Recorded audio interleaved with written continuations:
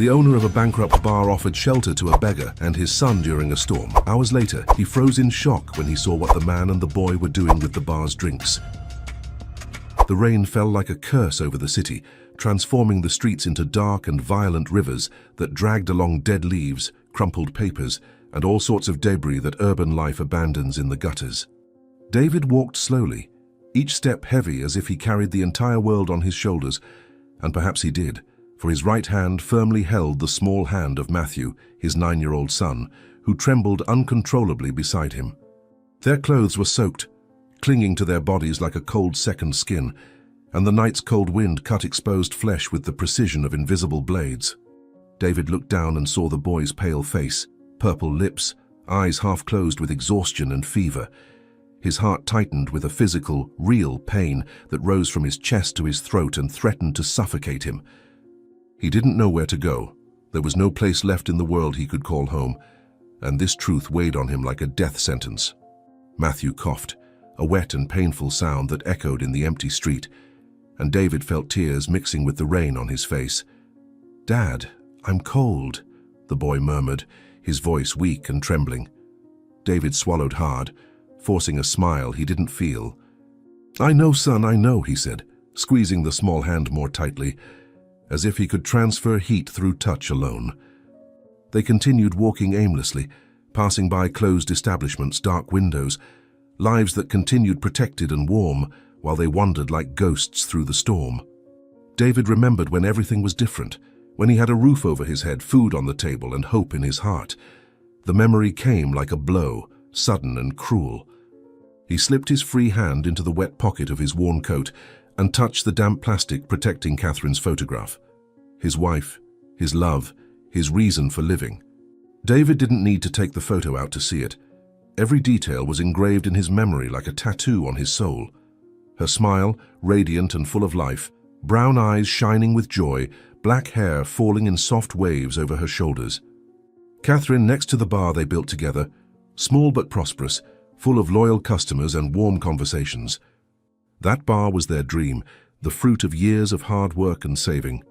And for a time so brief that it now seemed an illusion, they were happy.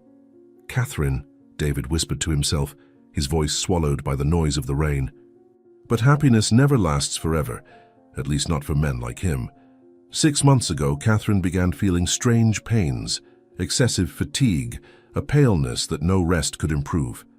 David took her to the hospital, where doctors ran tests, more tests, and finally gave the diagnosis that destroyed everything. "Your wife is very ill," the doctor said, his voice grave and heavy with bad news. David remembered how the world seemed to collapse in that moment, as if the ground had opened beneath his feet. He sold everything he had to pay for treatments, mortgaged the bar, borrowed money from everyone he knew. But nothing was enough. Catherine fought with all the strength she had, smiled at him until the last day, held his hand and said everything was okay, that he should take care of Matthew, that he should move forward. And then she was gone, taking with her the light that illuminated David's life. Without Catherine, he couldn't keep the bar running. Debts accumulated, creditors knocked at the door, and finally, everything was taken from him. The bar, the house, every valuable object they owned. David and Matthew were left with only the clothes on their backs and memories of better days. "Why did this happen to us, Catherine?" he thought, the pain so intense it almost made him stop walking. Matthew stumbled, his legs weak, giving way under the weight of fever and exhaustion, and David caught him before he fell on the soaked ground. He knelt, ignoring the cold water that wet his knees, and looked into his son's half-closed eyes. The boy was burning with fever, his face red and sweaty despite the cold, and his breathing came in short, difficult wheezes. Panic rose up David's spine like an electric current. He needed to find shelter, needed to get Matthew out of the rain, or the boy could become even more ill. David looked around desperately, searching for any place that could offer refuge, even temporary. The street was practically empty, but ahead, a few dozen meters away, he saw a faint light escaping from beneath a door. A bar. David didn't know if the establishment was open or if they had just left the light on, but he had no choice. He picked Matthew up in his arms, feeling the light weight of the small and fragile body. and walked toward the light like a castaway toward a distant island. Each step was an effort. His muscles ached from fatigue and malnutrition, but he couldn't stop. "Hang in there, my son.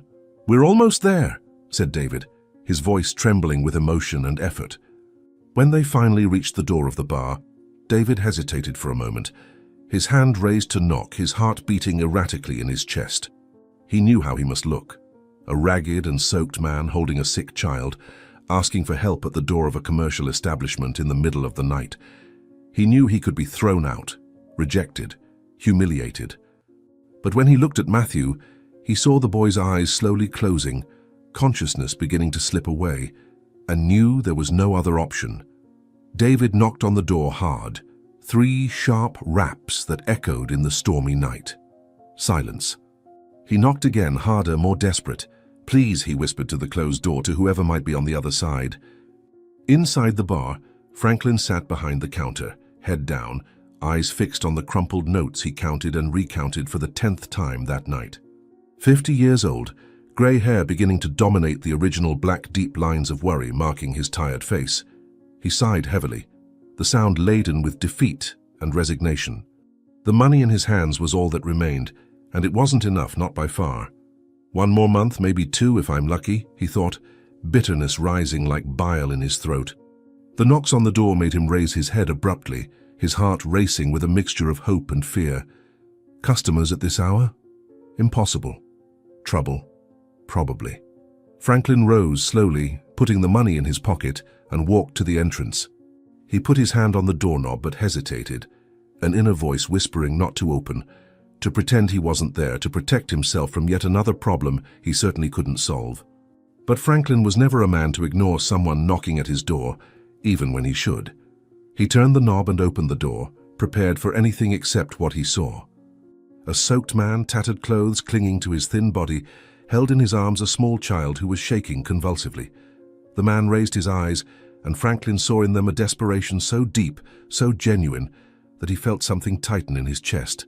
"Please, sir," said David, his voice hoarse and broken. "I'm not asking for money or food, just shelter until morning. My son is sick, he needs to get out of the rain."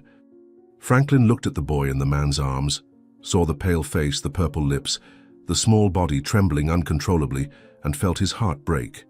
"My God," murmured Franklin, more to himself than to the man before him. He stepped back instinctively, opening space at the entrance, his mind still processing the scene before him. The child was clearly very ill, and the man seemed on the verge of physical and emotional collapse. Franklin looked back at the empty bar interior, then at the safe that kept his last savings so little that it would barely be enough for another month's rent. He knew he should think of himself, that every penny counted, that he couldn't afford to help strangers when he could barely help himself. But then his eyes returned to the boy, and he saw the son he never had, the family he never built, the humanity he swore never to lose. "Come in," said Franklin, opening the door completely. David felt his legs almost give way with relief, hot tears mixing with the cold rain on his face. "Thank you very much, sir. Thank you very much," he said, his voice choked with emotion. But before he could enter, a female voice cut through the air like a sharp blade. "Franklin, what do you think you're doing?" asked Victoria, emerging from the shadows at the back of the bar like an elegant and threatening apparition. She was 45, hair perfectly arranged despite the late hour, expensive clothes that contrasted violently with the establishment's decay, and calculating eyes that evaluated everything and everyone as pieces on a chessboard. Victoria had been Franklin's partner for 5 years, had invested money when the bar needed renovations, and since then treated the place as personal property. She walked to the door with determined steps, high heels clicking on the old wooden floor, and stopped beside Franklin with her arms crossed over her chest. Her eyes scanned David and Matthew with an expression of barely disguised disgust. "You can't be thinking of letting them in," she said, her voice cold as ice. Franklin looked at her, surprised by the harshness in her tone. "Victoria, look at them, they're soaked. The child is sick," he said, his voice low but firm. Victoria rolled her eyes impatiently, as if dealing with a stubborn child. "Look at the state of them, Franklin," she said, pointing with disdain at father and son. "They'll scare away the few customers we still have," Victoria continued, stepping forward as if she wanted to physically block the entrance. Franklin felt anger begin to boil in his stomach, but kept his voice calm. "What customers, Victoria?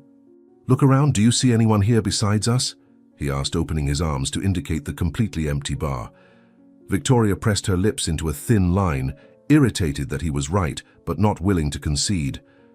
"Besides," she said, her voice dropping to a more sinister tone, "they might steal something. You barely have money for yourself, Franklin. You can't afford to play the Good Samaritan." Franklin looked at David, saw the shame and humiliation on the man's face, and felt something inside him harden. He wasn't rich, true, barely had enough to survive a few more weeks, but he was still human, still had a conscience, still believed there were things more important than money. He looked at Matthew in his father's arms, saw the boy cough weakly, and his decision was made. "You're wrong," Franklin said quietly, but with a firmness that surprised even himself. Franklin stepped forward, placing himself between Victoria and the door, between her calculating coldness and the humanity he refused to lose. He looked into his partner's eyes, saw the anger beginning to shine there, but didn't back down. "They stay," he said, his voice gaining strength. Victoria took a step back, shocked by the unexpected rebellion. "It's just one night," Franklin continued, turning to David and gesturing for him to enter. David took the first cautious step into the bar, holding Matthew carefully, hardly believing that someone had said yes, that he had found refuge, even if temporary. He muttered incoherent thanks, his voice faltering with emotion. Franklin closed the door behind them, blocking out the sound of rain and wind, and for a moment the bar was silent except for the heavy breathing of all present. Victoria stood in the middle of the room, her face contorted with barely contained fury, her hands clenched into fists at her sides. "You'll regret this decision, Franklin," she said, each word pronounced slowly, loaded with threat. "You will regret it deeply," Victoria added, picking up her expensive purse from a nearby chair. Franklin turned to her, about to respond, but she was already walking toward the back exit. She stopped at the threshold, turned one last time, and looked at him with an expression that mixed contempt and something darker, something that sent a chill down Franklin's spine. "Remember that I warned you," she said before leaving and slamming the door hard enough to make the bottles on the shelves tremble. The silence that followed was heavy and uncomfortable. Franklin took a deep breath, trying to control the trembling in his hands. He had never seen Victoria so furious, so threatening, and for the first time in 5 years of partnership, he felt afraid of her. But when he looked at David and Matthew, when he saw the father holding his sick son with so much love and desperation, he knew he had made the right choice, no matter the price. "Come," Franklin said softly, walking toward a corner of the bar where there was a sitting area with old but comfortable sofas. David followed Franklin in silence, each step heavy with fatigue and emotion. He laid Matthew carefully on one of the sofas, adjusting the boy's head on a pillow. Franklin disappeared for a moment and returned with clean blankets and a small bottle of medicine. "For the fever," he said, handing the bottle and a glass of water to David. David took the medicine with trembling hands, administered the correct dose to Matthew, and covered his son with the warm blankets. For the first time in weeks, he felt something like hope. Franklin observed father and son in silence, a scene that tightened his heart in ways he hadn't expected. He thought about his own loneliness, about all the years he had spent building a business but never a family, and wondered if his choices had been the right ones. "Rest," said Franklin, lightly touching David's shoulder. David looked up, his eyes bright with unshed tears. "How can I thank you?" he asked, his voice choked. Franklin shook his head. "You don't need to," he answered, turning to leave. Franklin walked to the counter, turned off the main lights, leaving only a small lamp on so that David wouldn't be in complete darkness, and then headed to the back of the bar where his small room was located. He was exhausted, physically and emotionally drained by the events of the night. He lay in bed without even taking off his clothes, eyes fixed on the stained ceiling, mind spinning in circles about the argument with Victoria, about the stranger and his son sleeping in his establishment, about the uncertain future that awaited him. Her words echoed in his head like a dark omen. "You will regret it," she had said. Franklin closed his eyes, trying to push away the disturbing thoughts, and eventually, exhaustion overcame him. Outside, the storm continued with renewed force, rain drumming on the roof like impatient fingers. And on the street, partially hidden in the shadows of a closed shop entrance across the way, Victoria watched the bar through the window. "Sentimental idiot," she muttered to herself, her eyes gleaming with something cruel and calculated. Victoria took the expensive cell phone from her purse pocket, the screen illuminating her face with a ghostly light in the darkness. She dialed a number she knew by heart, waited 2 rings before someone answered on the other end. "It's done," she said in a low but clear voice, a sinister smile curving her perfectly painted lips. There was a pause as she listened to the response, then nodded with satisfaction. "Tomorrow we begin," Victoria continued, her eyes never ceasing to observe the bar through the window. She hung up the phone, put it back in her purse, and stood there for a few more minutes like a predator watching its prey.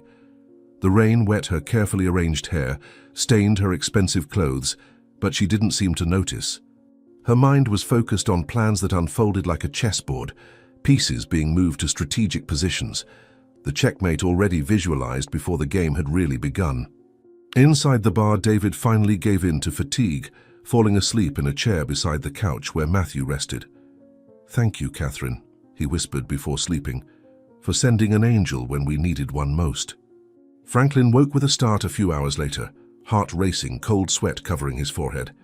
He had dreamed of something terrible, something he couldn't fully remember, but which had left a feeling of dread in the pit of his stomach. He looked at the clock beside the bed and saw that it was 4 in the morning. The storm had passed, leaving only the occasional sound of drops falling from the roof. Franklin rose slowly, an inexplicable unease preventing him from going back to sleep. He walked to the small window of his room and looked outside at the now silent and empty street. Something moved in the shadows across the street, or was it just his imagination? Franklin narrowed his eyes, trying to see better, but whatever it was had already disappeared. He shook his head, attributing the paranoia to fatigue and stress. But as he returned to bed, a sense of foreboding settled in his chest like a cold stone. "What have I done, Rod?" he thought, not for the first time that night. The early morning advanced in silence, the bar wrapped in a false quietness that preceded the storm that was coming. David slept restlessly, dreaming of Catherine, of the bar they had built together, of better days that would never return. Matthew moved uneasily under the blankets, the fever still present, but a bit more controlled thanks to the medicine Franklin had given him. And Franklin, lying in his narrow bed, stared fixedly at the ceiling, unable to shake the growing feeling that his life was about to change in ways he could not predict or control. Victoria's words echoed in his mind like a warning he should have taken more seriously. "You will regret this decision," she had said, and for the first time Franklin allowed himself to question if perhaps she was right. But it was too late now to turn back, too late to change the course of events that he himself had set in motion by opening that door. "May God protect us," Franklin murmured to the silent darkness of his room.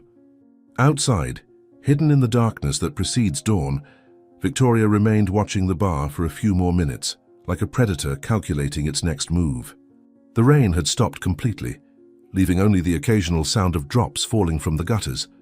She took the expensive cell phone from her pocket, the screen illuminating her face with a ghostly light, and typed a quick message to herself, a reminder of what needed to be done. Victoria took one last look at the bar, memorizing every detail, planning every move, anticipating every reaction. She had waited a long time for this opportunity, worked very carefully to position all the pieces exactly where they needed to be. And now, thanks to Franklin's foolish compassion, thanks to the stranger and his sick child, the moment had finally come. Victoria turned around and walked toward her expensive car parked 2 streets away, the confident steps of someone who knows exactly what she's doing and what she's about to conquer. "Tomorrow everything changes," she murmured to the silent night, a cold smile curving her lips. The dawn advanced in heavy silence, that kind of quietness that exists only in the darkest hours of the night, when the entire world seems to be suspended between sleep and wakefulness. David was lying on the hard floor next to the sofa where Matthew slept, eyes open and fixed on the stained ceiling of the bar, his mind spinning in endless circles that wouldn't let him rest. He could hear his son's calmer breathing, finally regular after hours of fever and coughing, and that sound was the only thing keeping him anchored to reality. The medicine Franklin had given had worked. The fever had gone down, and Matthew now slept deeply under warm blankets. David should be grateful, should be sleeping too, regaining strength to face the next day and all the uncertainties it would bring. But sleep wouldn't come, only memories that tormented him like insistent ghosts. He closed his eyes and saw Catherine. Always Catherine, her radiant smile, her contagious laugh, the way she touched his face when she wanted to comfort him. "Why did you leave me alone?" he thought, the pain so acute it felt physical. David couldn't bear lying down anymore. The immobility made the memories even more vivid and painful. He rose slowly, taking care not to make noise and wake Matthew, and stood in the middle of the dark bar. The only light came from a small lamp Franklin had left on near the counter, creating long, distorted shadows that danced on the walls.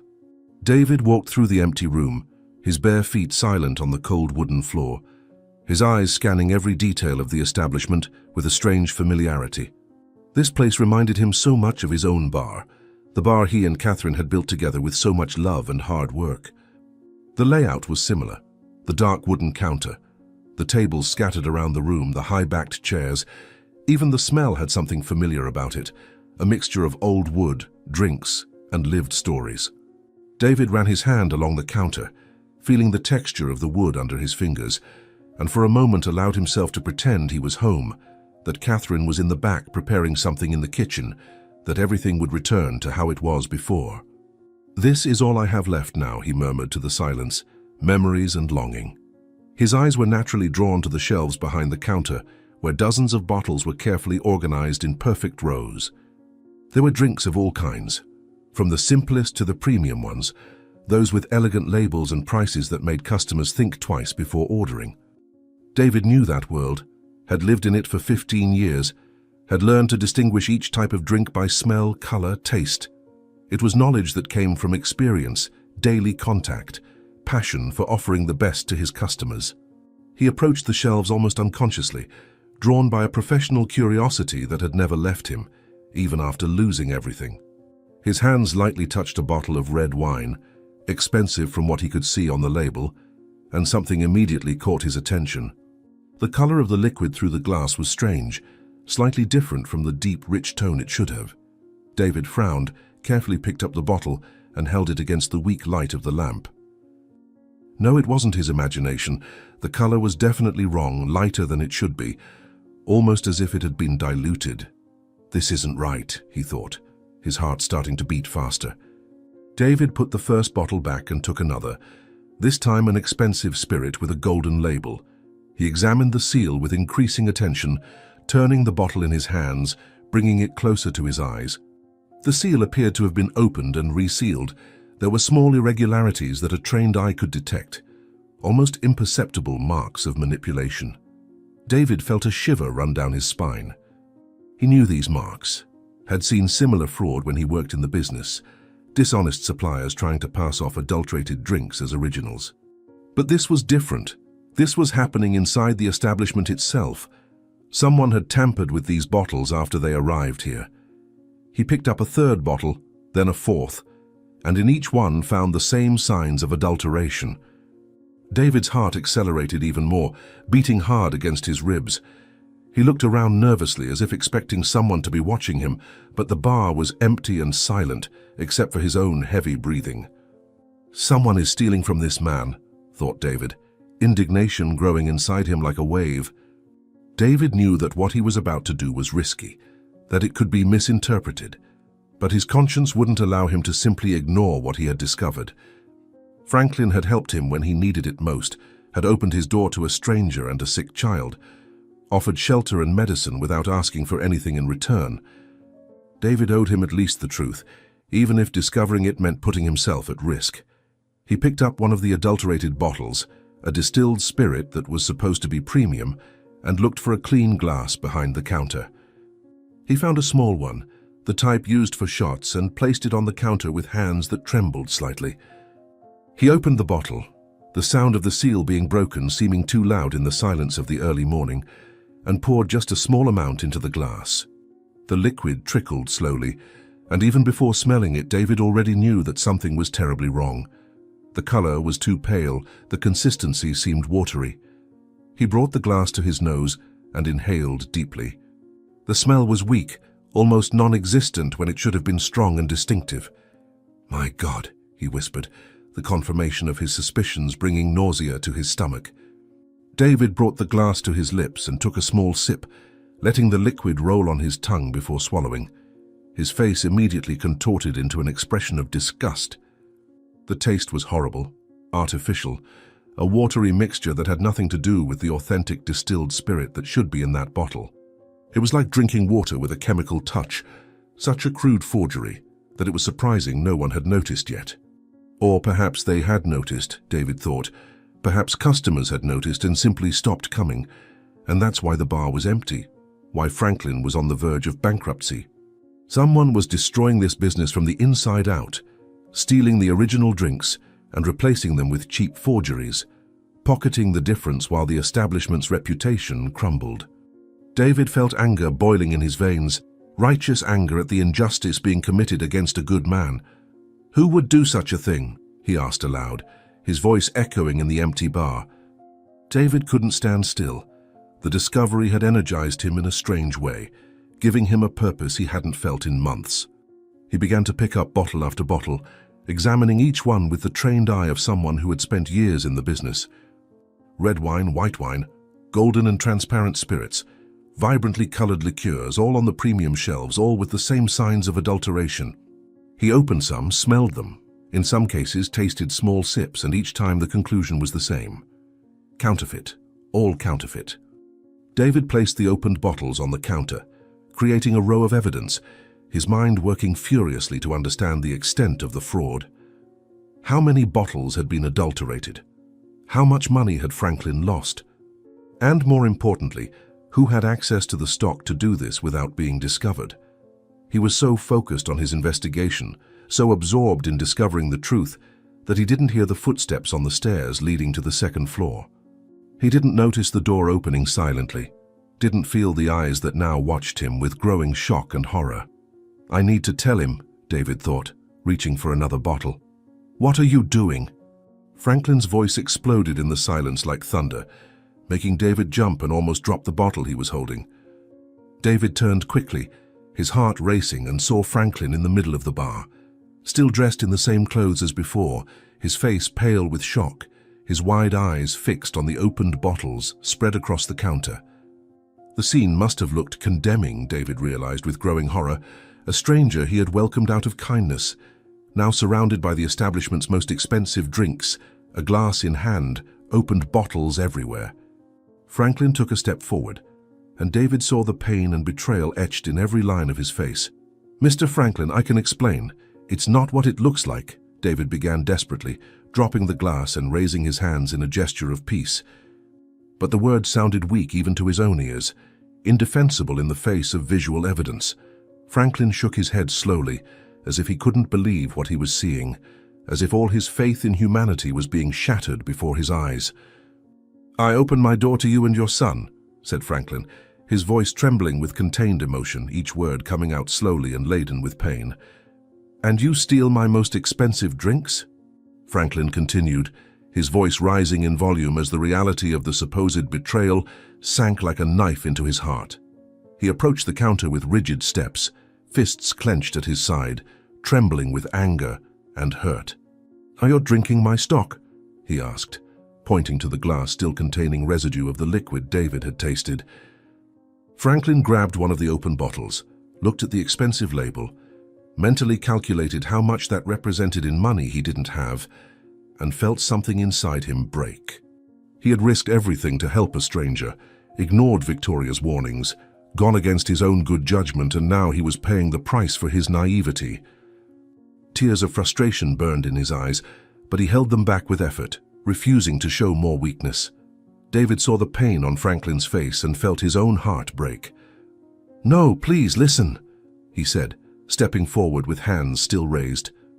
But Franklin backed away as if David's touch could contaminate him, distrust and hurt creating an insurmountable barrier between them. "Your drinks, they're counterfeit," David shouted, urgency making his voice shrill. "Someone switched the contents, I know, because I had a bar, I know drinks," David continued quickly, the words tumbling out in his desperation to be heard, to be believed. He pointed to the bottles on the counter, trying to show Franklin what he had discovered. "Look at the color, look at the seals, taste it yourself. It's not original, it's cheap forgery," he said, picking up one of the bottles and extending it to Franklin. But Franklin didn't take it, just looked at David with a mixture of anger and disappointment that cut deeper than any knife. "Enough lies," shouted Franklin, his voice echoing off the walls of the bar. He couldn't process what David was saying. His mind was too clouded by the feeling of betrayal, by the weight of all the problems he already carried, and that now seemed multiplied. Victoria was right, he thought bitterly. She had tried to warn him and he hadn't listened, and now he was paying the price of his foolish compassion. "Get out! Get out of my bar now!" Franklin ordered, pointing to the door with a trembling hand. The shouting woke Matthew, who sat up frightened on the sofa, his eyes still half closed from sleep but wide with fear. The boy looked around confused, trying to understand what was happening, why the kind man who had taken them in was now shouting at his father. "Dad?" he called in a small, frightened voice. David looked at his son and felt his heart shatter even more.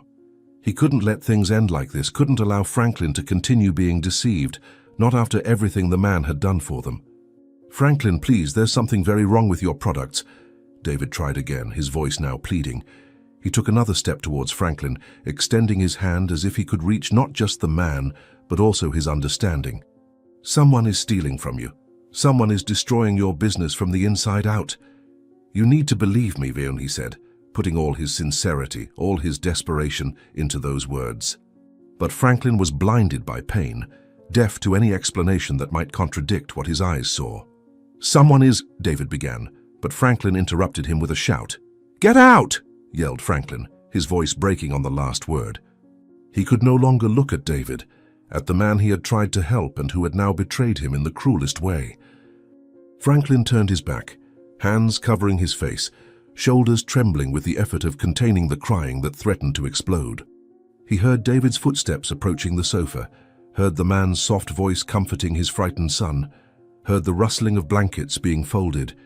Each sound was an additional stab in his already shredded heart. David picked up Matthew, the boy still confused and frightened, wrapping his thin arms around his father's neck. Franklin's words echoed in his mind, the order to leave, the accusation of theft, the refusal to hear the truth. David walked slowly toward the door, each step heavy as lead, his body still weak from days without proper nourishment, but his spirit was even more broken. He reached the door and put his hand on the doorknob, but stopped before opening it. There was one last thing he needed to say, one last attempt to save Franklin from himself. "Mr. Franklin," he said softly, turning to look at the man who remained with his back turned. "Taste your drinks," David continued, his voice laden with deep, resigned sadness. He paused, took a deep breath, and added with all the sincerity he possessed, "Please, just taste them." Those were his last words before opening the door and stepping out into the street still damp from the recent rain. Dawn was beginning to break, a cold grey light appearing on the horizon, and the cold air cut David's skin like tiny needles. Matthew coughed slightly in his arms, and David hugged him tighter, protecting him from the cold with his own body. They walked a few steps before David allowed himself to look back at the closed door of the bar, at the light that still shone inside. "I tried, Catherine," he whispered to the brightening sky. "I tried to do the right thing." He turned and continued walking, not knowing where to go, only knowing that he needed to move away, needed to protect Matthew from the cold and find some place, any place that could offer shelter again. Inside the bar, Franklin remained motionless for long minutes after he heard the door close. He still had his back to the counter, hands covering his face, his entire body trembling with emotions he couldn't control. Slowly, very slowly, he lowered his hands and turned to look at the opened bottles on the counter. They were there, silent evidence of a betrayal he couldn't fully understand. How much money had he lost? How much was each of those bottles worth that now were opened and unusable? Franklin walked to the counter with heavy steps, picked up one of the bottles, and looked at it against the lamplight. David's words echoed in his mind, refusing to be silenced despite all his efforts. "Taste your drinks," the man had said. "Just taste them." Franklin shook his head, trying to push away the voice, trying to maintain his righteous anger and his certainty that he had been betrayed. But something in that last request, something in the way David had spoken, with such sadness and resignation, planted a seed of doubt in his heart. Why would he say that if he was lying? Thought Franklin, the question forming against his will. Franklin looked at the opened bottles, mentally counted how many there were, and felt nausea rising in his throat. This represented almost half the value of his premium drinks, his most valuable stock, now potentially lost. He should be furious, and he was, but beneath the anger there was something else, a growing confusion that he couldn't ignore. David didn't seem like a thief, didn't act like someone trying to steal. He seemed genuinely concerned, genuinely desperate to communicate something important. Counterfeit, David had said. Someone switched the contents. Franklin picked up the glass David had used, still with residue of the liquid at the bottom, and cautiously smelled it. He wasn't a beverage expert like David apparently was, but he had worked with them long enough to recognize when something was wrong. The smell was weak, almost non-existent. Franklin frowned, took an unopened bottle of the same brand, opened it, poured a shot into a clean glass and smelled it. The difference was striking. The unopened bottle had a strong, characteristic aroma. The one opened by David had practically no smell at all. "What?" muttered Franklin, his confusion growing exponentially. His hands were shaking as he placed the two glasses side by side, comparing them visually. The color was also different, he noticed now that he was paying attention.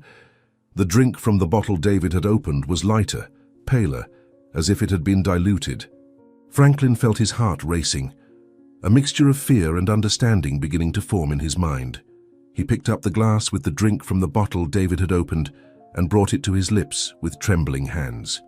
He never drank, rarely tasted his own merchandise, but now he needed to know, needed to understand. Franklin closed his eyes and took a small sip. The liquid touched his tongue, and he immediately knew David was right. The taste was horrible, watery, artificial, nothing like it should be. He spat back into the glass, disgust and horror mixing in a wave that threatened to knock him down. Franklin staggered, leaning on the counter, his breathing coming in short, difficult gulps.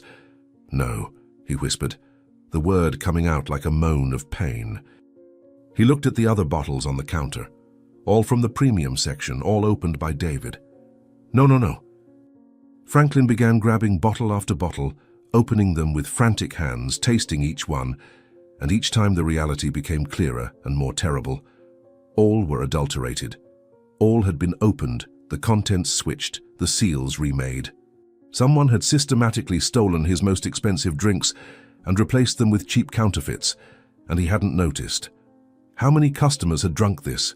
How many people had tasted these fakes and decided never to return to his bar? Franklin felt his legs weaken and had to sit on a bar stool before he fell.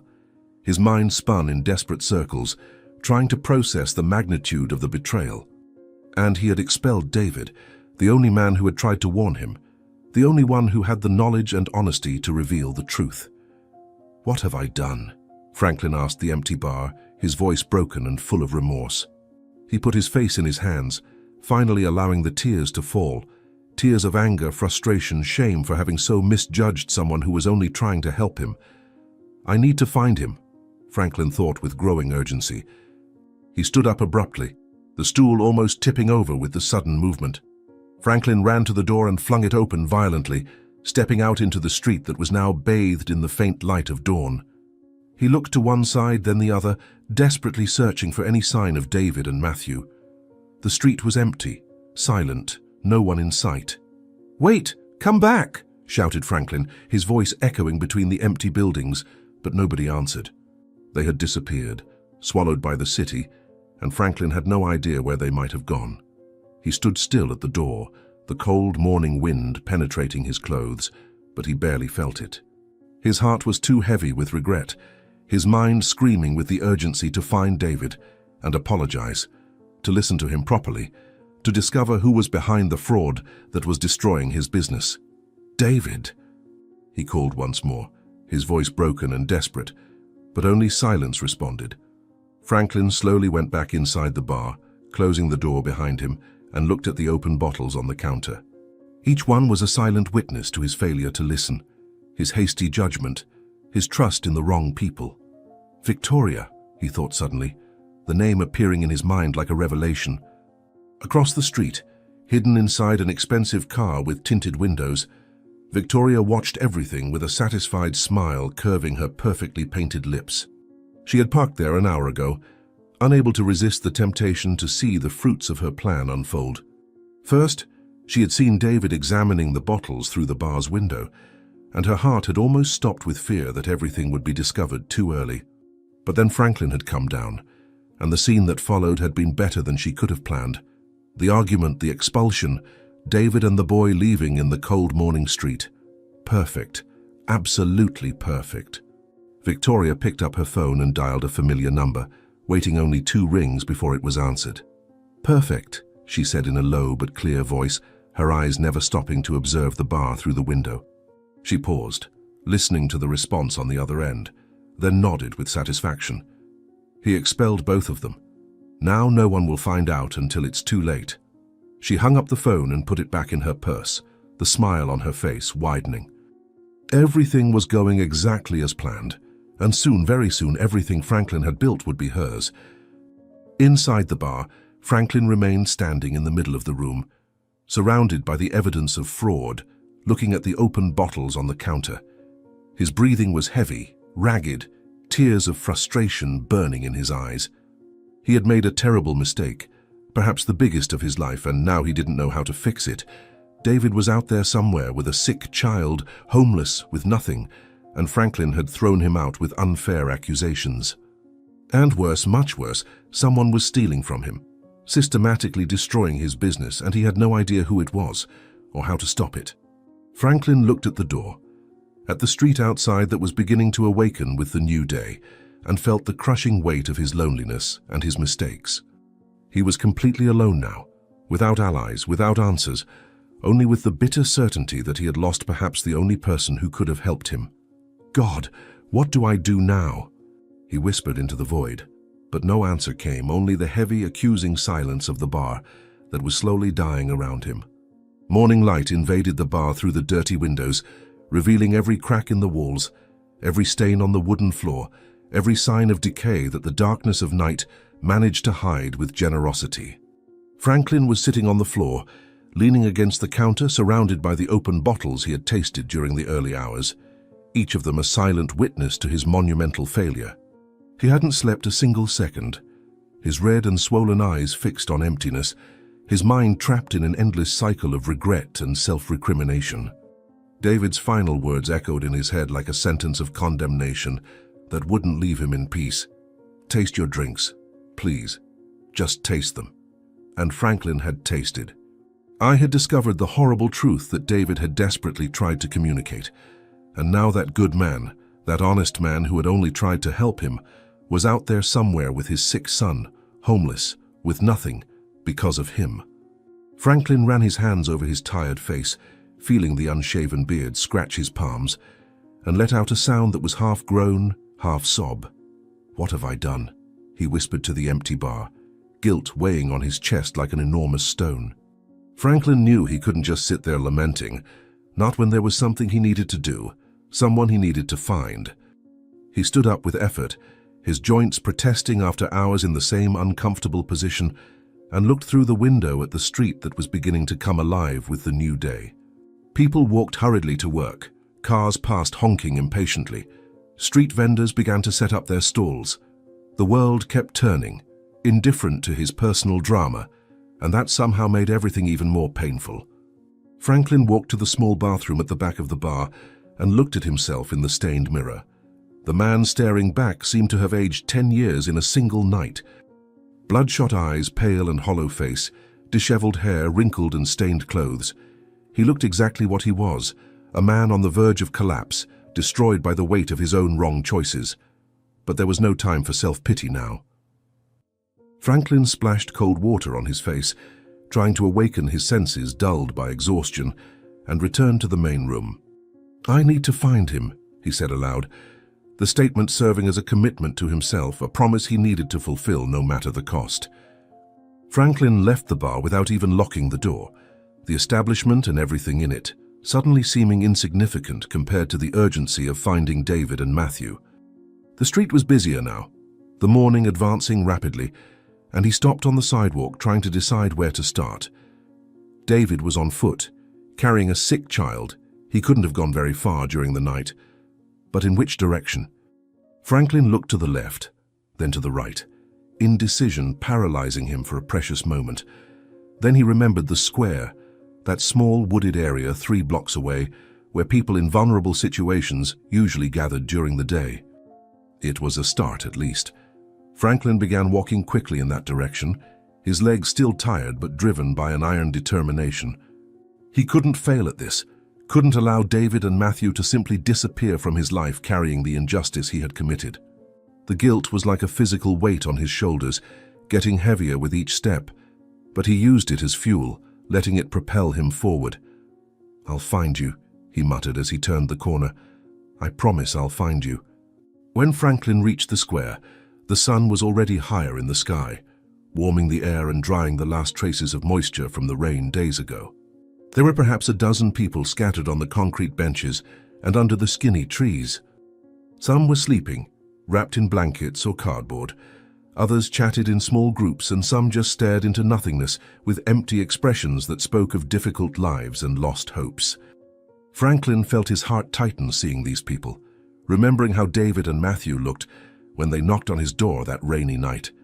Any one of these people could have been them, could still be them if Franklin didn't find them in time. He approached an elderly man sitting alone on a bench, his clothes worn but relatively clean, his face marked by years of exposure to sun and weather.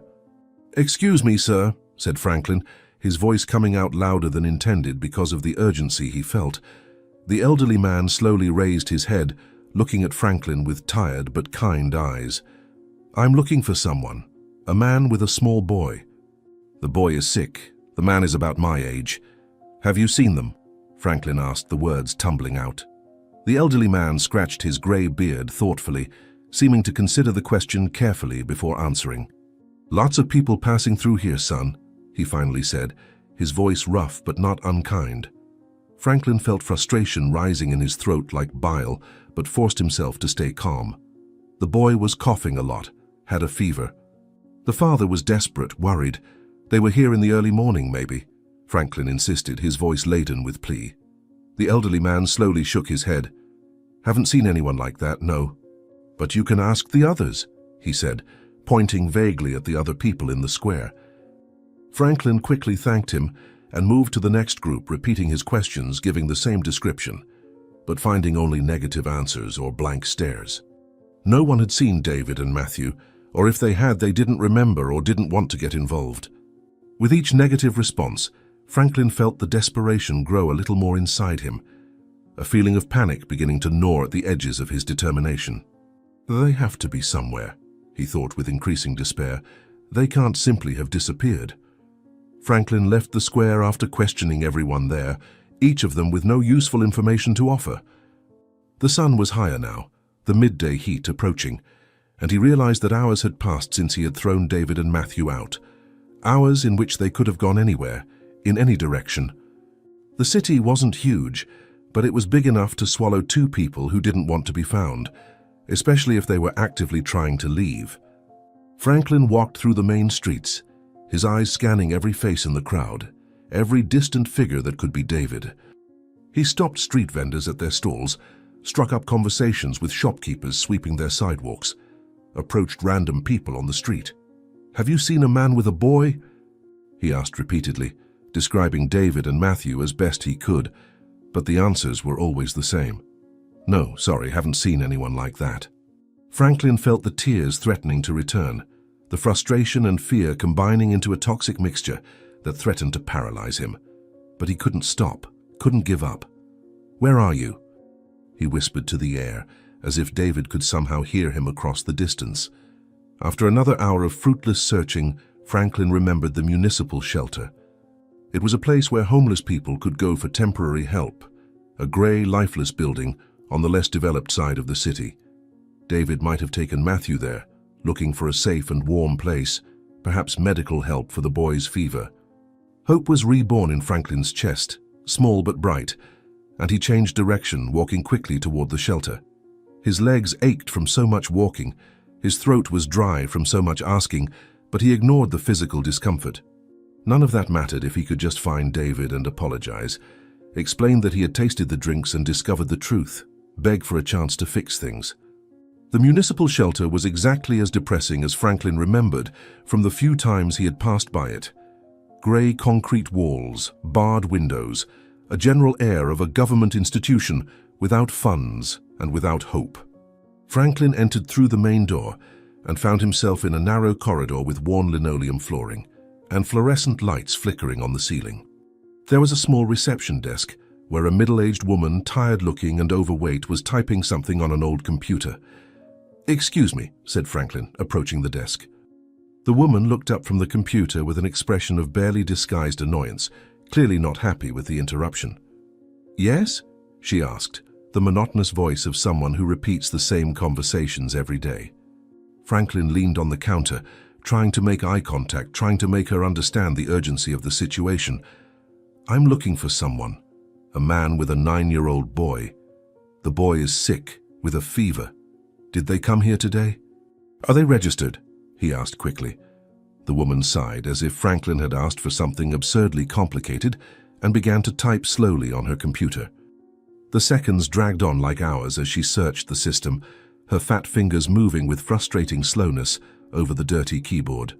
Franklin drummed his fingers on the counter anxiously, each second of waiting feeling like an eternity. Finally, the woman shook her head. "We don't have anyone registered with that description today," she said, turning her attention back to the screen as if Franklin no longer existed. "Are you sure? Can you check again? It's very important," insisted Franklin, his voice rising in volume with desperation. The woman looked at him with clear irritation now. "I've already checked. They're not here. Next," she said, waving for him to move away. Franklin left the shelter with heavy steps, the last spark of hope he had felt upon coming here now extinguished. They weren't there. They weren't anywhere he had searched, and he was running out of ideas of where else to look. The sun was already beginning its descent toward the horizon, the shadows growing longer, the day slipping from his fingers as David and Matthew remained lost somewhere in the urban vastness. Franklin leaned against the wall of the shelter building, closing his eyes against the tears of frustration that burned there.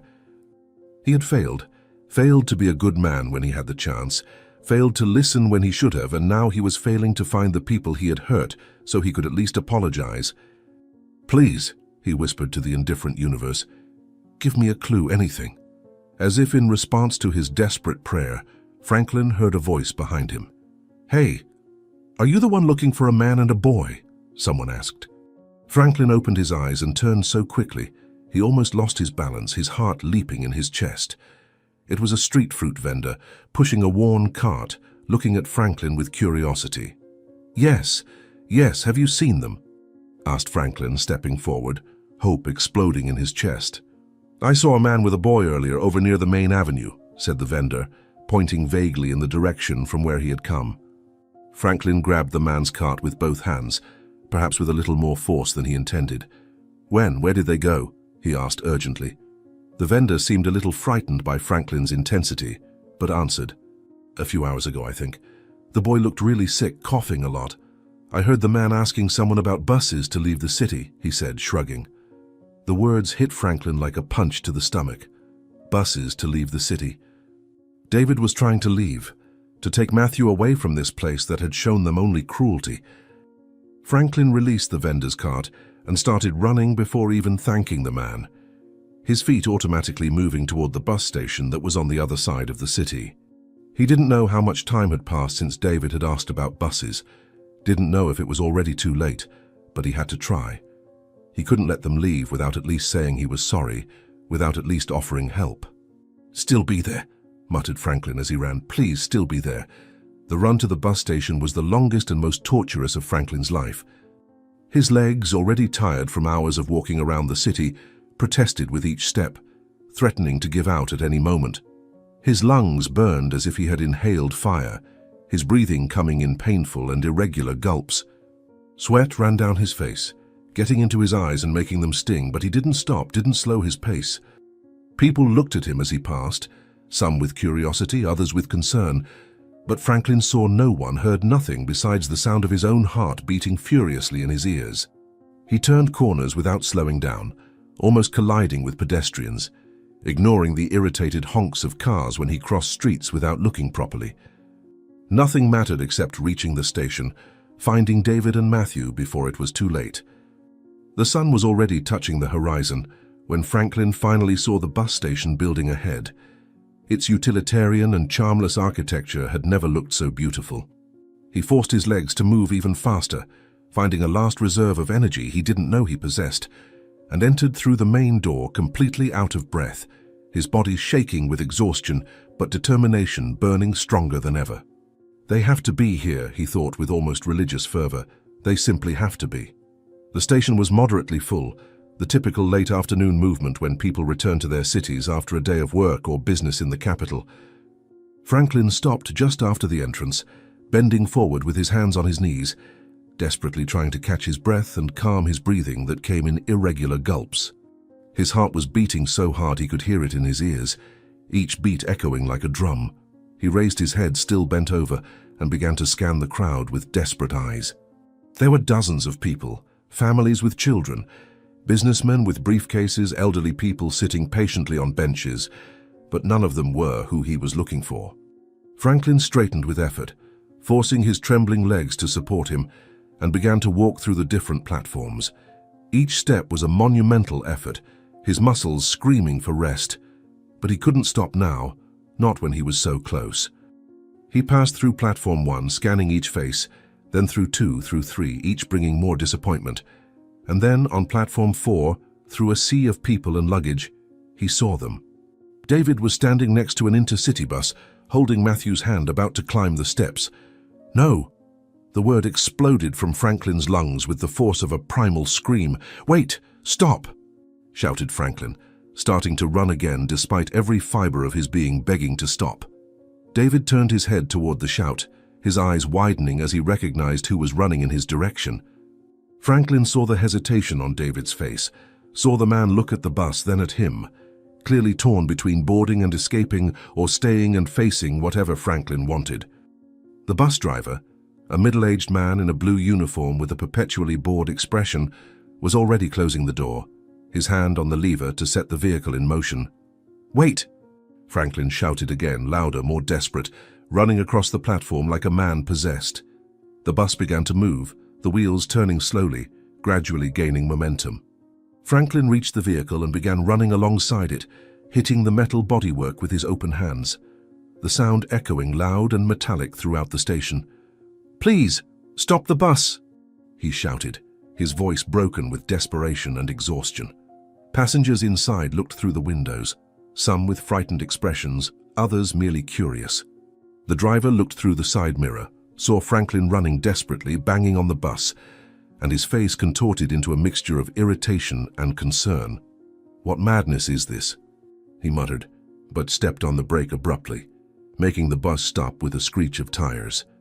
The door opened with a pneumatic sound, and Franklin stumbled in, almost falling on the steps, completely out of breath, his face red and sweaty, clothes clinging to his body.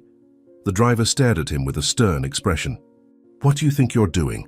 You almost made me cause an accident," he said, his voice loud and annoyed. But Franklin barely heard him. His eyes had already found David and Matthew at the back of the bus.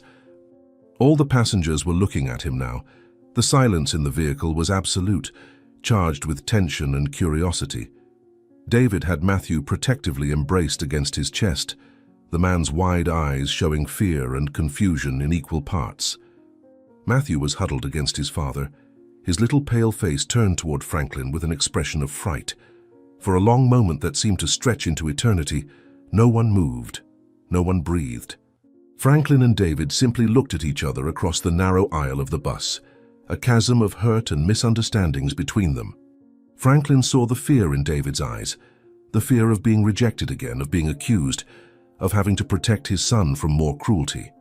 And David saw something completely different in Franklin's face, something that made his heart tighten. Regret, tears, genuine despair. "You were right," said Franklin, his voice breaking. coming out as a hoarse whisper, but somehow carrying to the back of the bus through the absolute silence. "About everything," Franklin continued, taking a trembling step forward, his legs almost giving way beneath him. Tears were flowing freely down his face now, mixing with the sweat, and he made no effort to hide or wipe them away. His voice was laden with all the guilt, all the regret, all the pain that he had carried during that endless day of searching. "Please," he said, the word coming out as a broken plea. "Please help me understand. How did you know?" David looked at Matthew, saw his son's confused and frightened little face, then looked back at Franklin. There was a struggle happening inside him. Franklin could see it clearly. The hesitation, the natural distrust after having been hurt so deeply, fighting against something else, against the inherent kindness that had made him try to help Franklin in the first place. The entire bus waited in suspended silence, all passengers transformed into unwilling witnesses of this emotion-laden moment. Outside the station, in the shadows of a distant column, Victoria watched everything with expensive binoculars, her face slowly contorting into a mask of pure anger as she watched the scene unfold. "No," she hissed through clenched teeth, her hands gripping the binoculars so tightly that her knuckles turned white. "This cannot be happening." Victoria had followed Franklin throughout his desperate search across the city, always keeping herself at a safe distance, watching his every move with growing concern. When he ran to the bus station, she had known exactly what he was looking for, and now seeing Franklin inside the bus, seeing the reconciliation about to happen between him and that troublesome beggar, her mind worked at a frantic speed, calculating the consequences. If Franklin brought David back to the bar, if they started investigating together, if that man with his knowledge about drinks helped Franklin discover the full extent of the fraud, everything she had so carefully built over months would crumble like a house of cards. Months of meticulous planning, of gradual replacement of drinks, of money diversion, all destroyed because Franklin decided to have an attack of conscience at the most inconvenient possible moment. Victoria put the binoculars back in her purse with a sharp movement, her breathing coming in short gasps of barely contained fury. She needed to act quickly, very quickly, before it was too late to save her operation. "You chose the wrong side, Franklin," she muttered to the rapidly falling night, turning to walk back to her parked car, her mind already formulating alternative plans, damage control strategies, ways to protect what was hers. Franklin brought David and Matthew back to the bar that same night. The bus that had almost taken them away, now just a distant and painful memory. The journey back had been silent, charged with a strange tension that wasn't exactly uncomfortable, but rather full of unspoken possibilities, of questions that needed to be asked and answered. Now sitting around a table in the main room of the bar, with Matthew sleeping deeply on a nearby sofa, wrapped in clean, warm blankets, Franklin and David finally had the chance to talk properly, without shouting, without accusations, just two men trying to understand the truth. Franklin served hot coffee for both, his hands still slightly trembling from the adrenaline of the run to the station, and sat down across from David with an expression that mixed gratitude and shame in equal parts. David held the hot cup between his hands, letting the heat penetrate his cold fingers, and looked at Franklin with those tired eyes that had seen too much, lost too much. "I need you to explain to me," said Franklin, breaking the silence, his voice low so as not to wake Matthew. "How did you know the drinks were falsified?" David took a sip of the coffee, feeling the hot liquid go down his throat, and nodded slowly, as if organizing his thoughts before speaking. "I worked with drinks for 15 years, David began, his voice calm and methodical, each word carefully chosen. He placed the cup on the table and leaned forward, elbows resting on his knees, hands interlaced. 15 years serving, buying, storing, knowing every type of drink there is. I know every color, every aroma, every flavor," he continued, his eyes meeting Franklin's with a quiet intensity. Franklin listened attentively, hanging on every word, finally giving David the attention and respect he should have offered from the beginning. Our premium bottles were opened, the contents replaced with cheap diluted mixtures, then sealed again, explained David, gesturing gently with his hands as if describing a technical process. "It's professional work, Mr. Franklin. It's not something just anyone could do. It's someone who has access to the stock and time alone to do this without being discovered," he said, letting the implications of his words hang in the air between them. Franklin felt his stomach turn, nausea rising in his throat as the reality finally sank in completely. "Someone I trust," he murmured, more to himself than to David. Franklin went pale, the blood draining from his face as names and possibilities spun in his mind like a macabre carousel. But there was only one person, only one name that made sense, however painful it was to admit. "Victoria," he whispered, the name coming out like a confession of defeat. He looked at David with eyes that begged to be wrong, for there to be another explanation, any other explanation. "She's the only one with a key besides me, but why?" "She's my partner. We built this together," said Franklin, his voice rising slightly with incredulity and pain. David shook his head slowly, an expression of compassion mixed with resignation on his face. He had seen this kind of betrayal before, knew the pain of discovering that someone close was capable of such dishonesty. "Greed," David said simply, the word falling between them like a heavy stone. "She sells the original drinks on the side and replaces them with counterfeits. Double profit. While you sink, she thrives," he explained, his voice maintaining that calm and factual tone that somehow made the truth even more brutal. Franklin put his face in his hands, shoulders trembling with the magnitude of the betrayal. "How did I not see it? How was I so blind?" he thought, self-recrimination weighing on him like a suffocating blanket. Franklin didn't want to believe it. Every fiber of his being refused to accept that Victoria, his partner of 5 years, the woman with whom he had shared successes and failures, could betray him in such a calculated and cruel way. But even as his mind rebelled against the idea, his heart already knew the truth. The evidence was too clear, the signs had been there all along, he had simply chosen not to see them.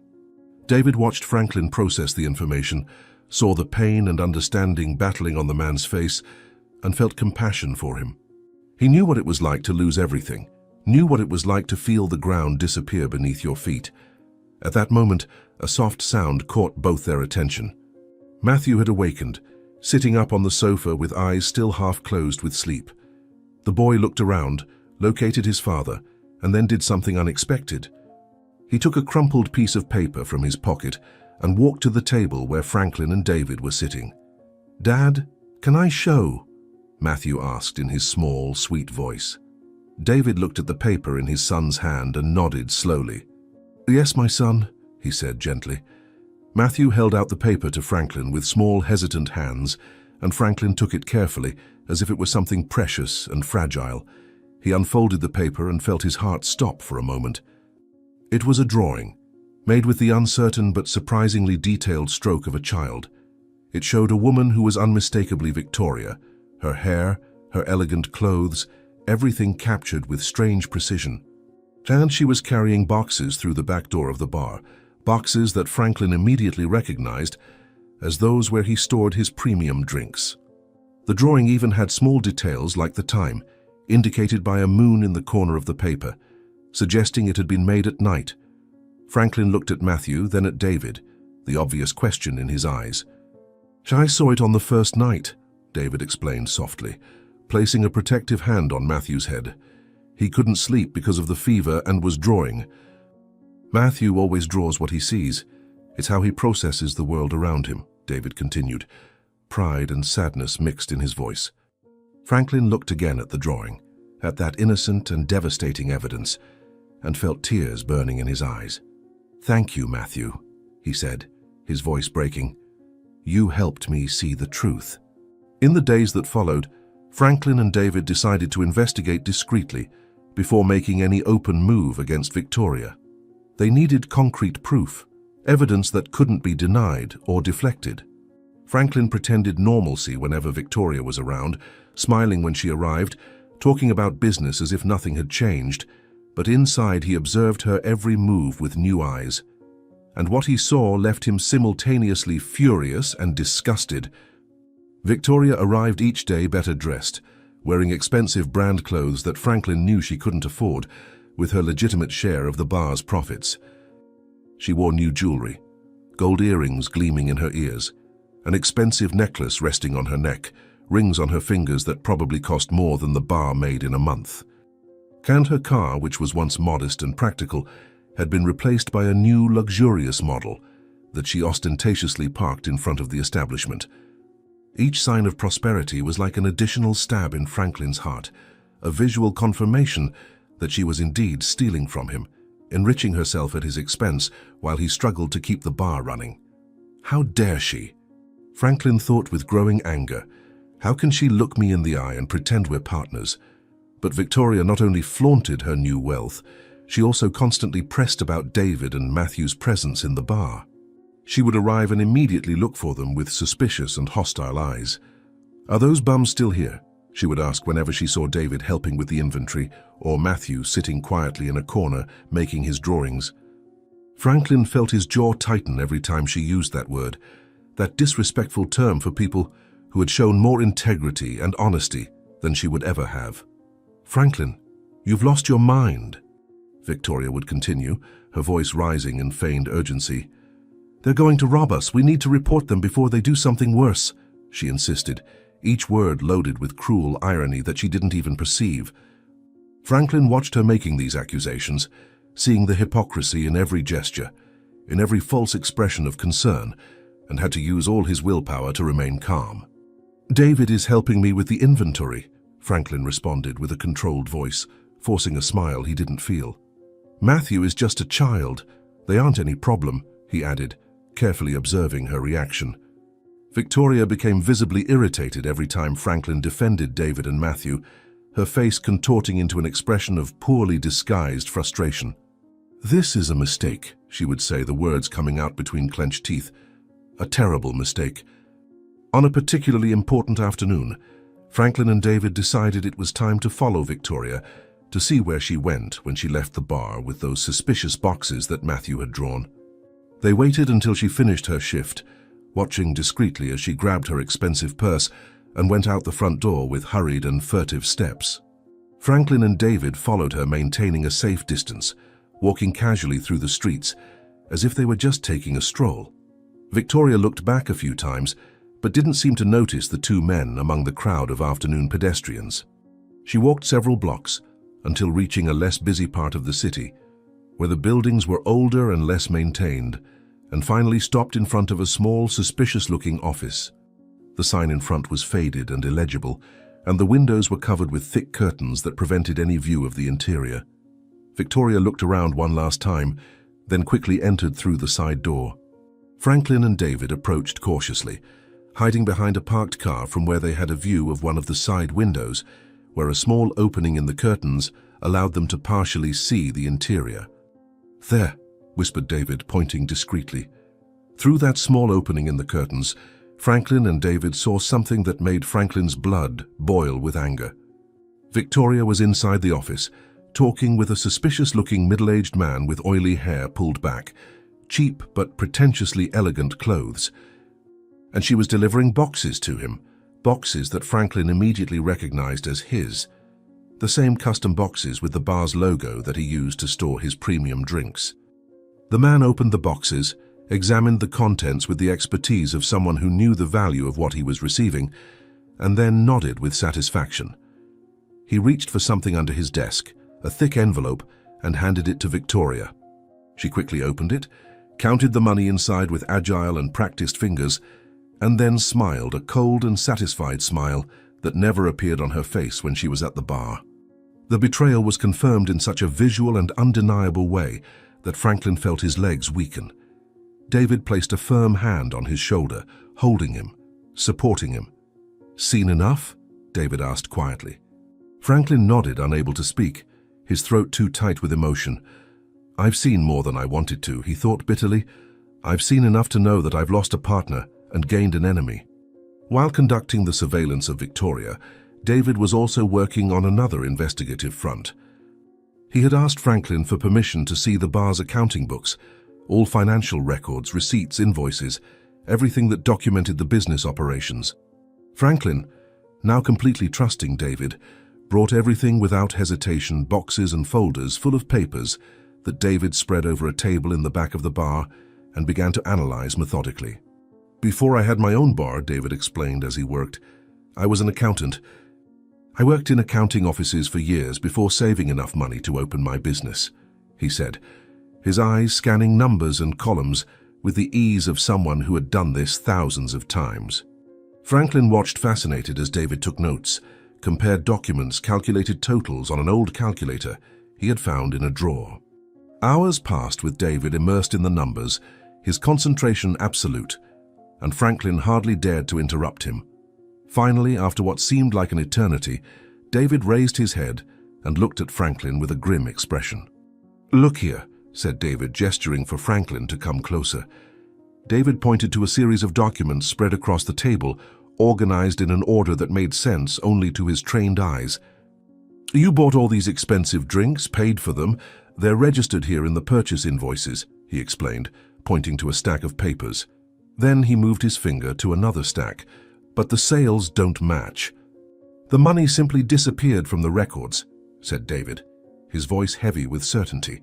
Franklin looked at the papers, trying to understand what David was showing him, but the numbers danced before his eyes, his untrained mind unable to process what should have been obvious.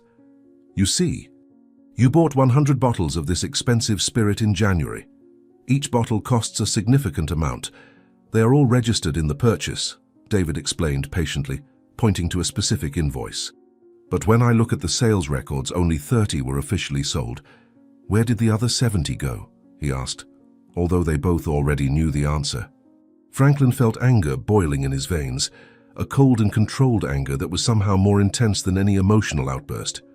"She stole them," Franklin said, the statement coming out as a low growl.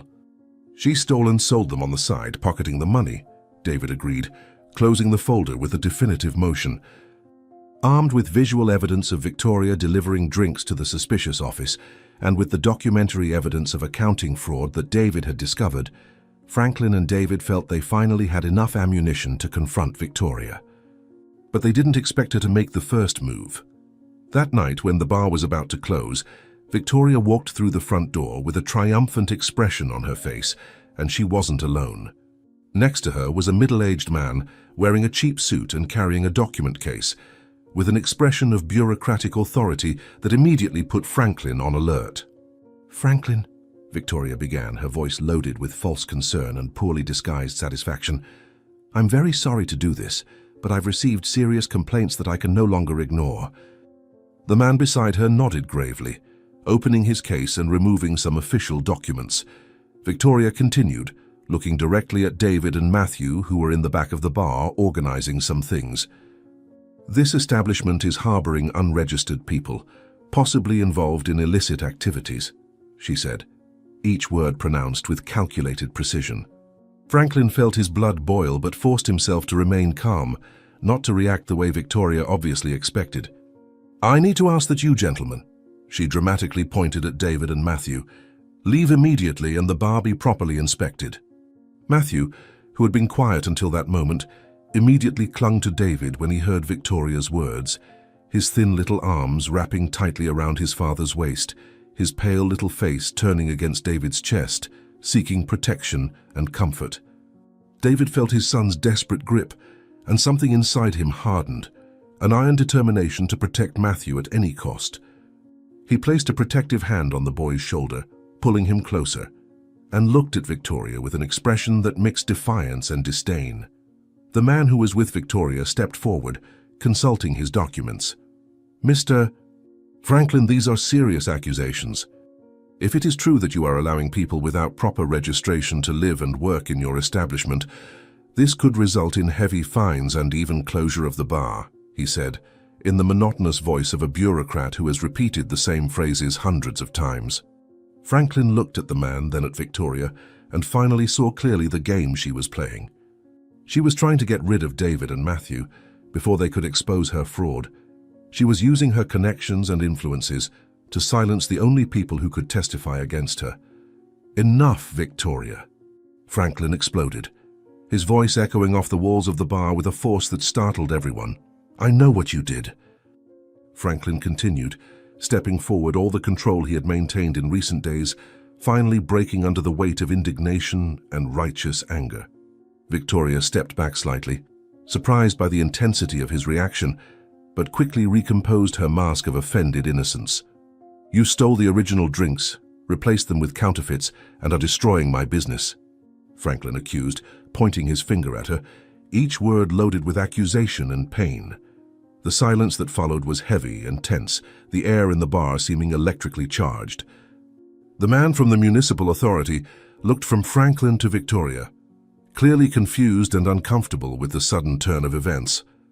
Victoria, for her part, remained still for a moment, processing Franklin's words, then her face transformed into an expression of cold and calculated disdain. She gave a laugh, a sharp and unpleasant sound that had nothing of genuine humor. "Proof?" she asked, arching a perfectly outlined eyebrow. "Do you have proof, Franklin? Or are you going to believe the word of a homeless man?" she said, gesturing disdainfully toward David. She turned to the municipal authority officer, placing a hand on his arm in a gesture of false fragility. "You see, he's clearly unstable, accusing his own partner without any evidence. Perhaps it would be better to shut down this establishment for public safety reasons," she suggested, her voice dripping with fake concern. The municipal authority officer looked increasingly uncomfortable, glancing from one to the other, clearly wanting to be anywhere but there at that moment. He began to open his mouth to say something, probably to take Victoria's side as she obviously expected him to do, when David intervened. His voice when he spoke was calm and controlled, a stark contrast to Franklin and Victoria's elevated emotions.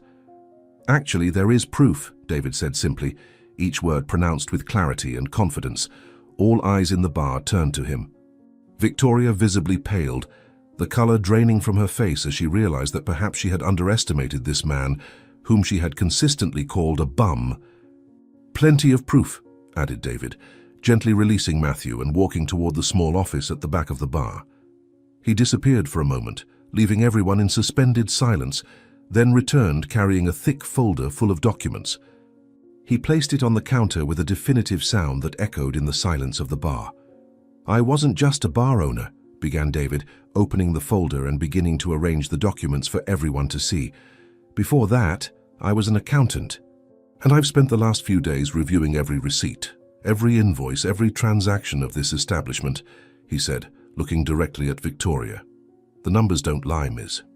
"Victoria," continued David, his voice maintaining that professional and factual tone that made each word even more devastating.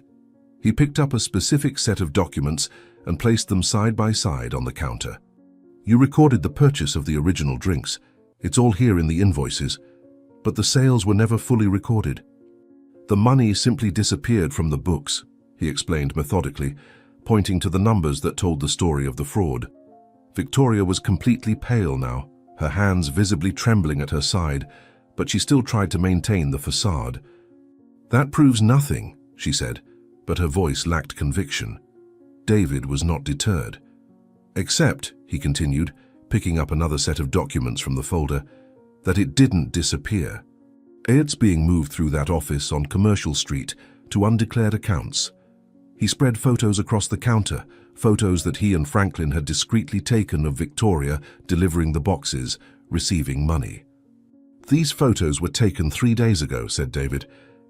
The municipal authority officer approached the counter, picking up the documents with hands that now trembled slightly, his expression changing completely upon seeing the solid and irrefutable evidence before him. Victoria saw her last chance of salvation disappear, saw in his eyes that he was no longer on her side, and panic finally broke her mask of control. "No, wait, I can explain," she began, but her voice was weak and desperate. Victoria realized that she had been discovered, that her carefully constructed scheme had crumbled around her, and survival instinct finally won out.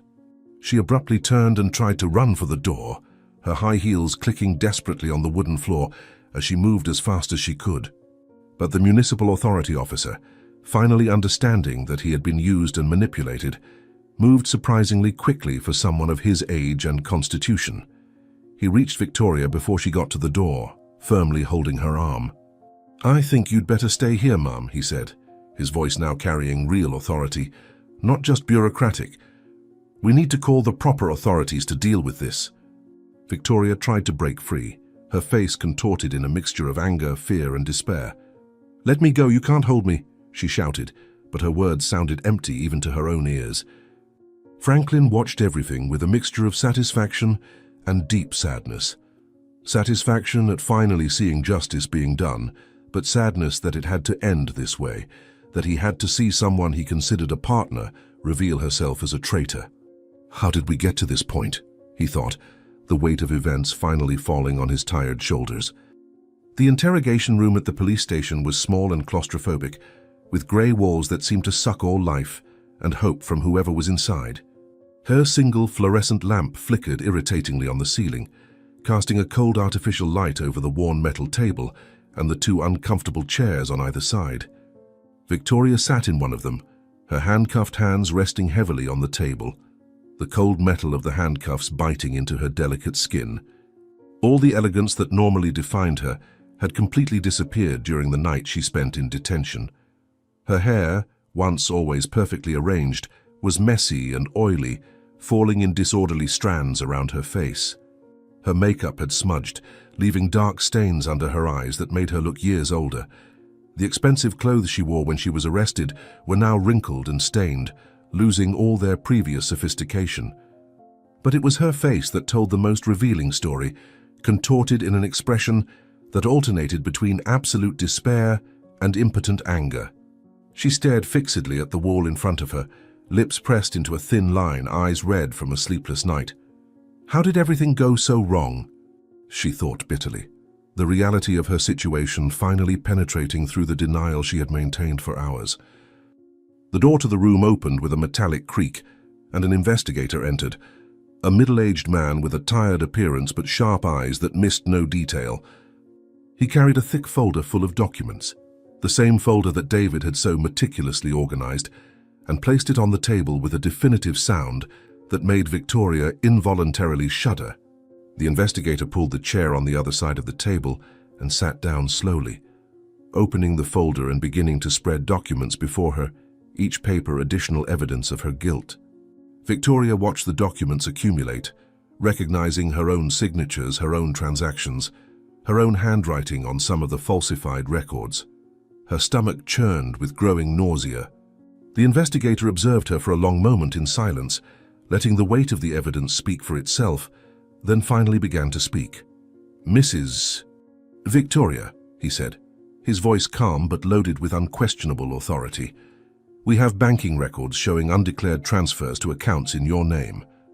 We have witnesses from the clandestine office who confirmed your regular visits and the sale of stolen products." He paused, letting each word sink in. "We have falsified tax receipts with your signature, and most importantly, the counterfeit bottles still in the establishment with your fingerprints all over them," he continued, pushing photos of the bottles across the table. "And your supplier," added the investigator, taking another document and placing it right in front of Victoria. "The man from the office who bought the stolen drinks from you has already confessed everything in exchange for a deal with the prosecution." He watched her face carefully, seeing every micro-expression of shock and despair that she couldn't completely hide. He gave us dates, values, quantities, described the entire scheme in complete detail. "There is nothing you can say that changes the facts before us," said the investigator, crossing his arms and leaning back in his chair. Victoria felt the world definitively crumble around her. She had counted on the supplier's loyalty, or at least his fear of being caught, but obviously the man had chosen to save his own skin. All her mental defenses, all the excuses and justifications she had prepared during the night, suddenly seemed useless in the face of the mountain of evidence. Victoria tried to maintain her composure, tried to hold the mask of control she had worn for so long, but felt the cracks spreading, her self-control fragmenting under the pressure. "I have the right to an attorney," she said, her voice coming out weaker than she intended. "I don't need to talk to you without legal representation." The investigator nodded calmly, nothing in his expression changing. "Of course you have that right, ma'am, and a public defender has already been assigned and is on the way," he said, consulting his watch. "But while we wait, perhaps you'd like to consider cooperating. Things tend to go better for those who show remorse and willingness to help with the investigation," he suggested, though his tone made it clear he didn't really expect her to accept. And he was right, because something inside Victoria finally broke, All the months of careful lies, of maintained facades, of pretending to be someone she wasn't, all collapsed at once. The anger she had suppressed, the resentment she had secretly nurtured, all came to the surface like lava from a long dormant volcano. Franklin was weak. She suddenly exploded, the words coming out in a rush of venom that she could no longer contain. The investigator raised his eyebrows, surprised by the sudden outburst, but remained silent, letting her continue. He deserved to lose everything. I built that bar just as much as he did, gave my money, my time, my expertise, but he got all the credit, shouted Victoria, her words echoing off the walls of the small room. Tears of anger and frustration began to stream down her face, further smudging her already smeared makeup. I deserved more, deserved to be recognized, deserved the wealth I helped create, she continued, her voice breaking. But even as the words left her mouth, Victoria realized her mistake. She had just confessed not only to the crime, but her motivations, her true colors that she had so carefully hidden for years. The investigator watched it all with an expression that mixed professional understanding and a hint of pity. He had seen this many times before, people who convinced themselves they deserved what they stole, that their victims somehow deserved to be betrayed. Greed disguised as justice, resentment transformed into justification for crimes. It was always the same story, just with different characters. Victoria caught his look and felt shame burning in her cheeks, but it was too late to turn back. Her mask had finally fallen, revealing the greed and resentment that had always been there, hidden beneath layers of sophistication and charm. I just wanted what was mine, she whispered, the last spark of defense extinguishing. I just wanted what I deserved, she repeated, but the words sounded hollow even to her own ears.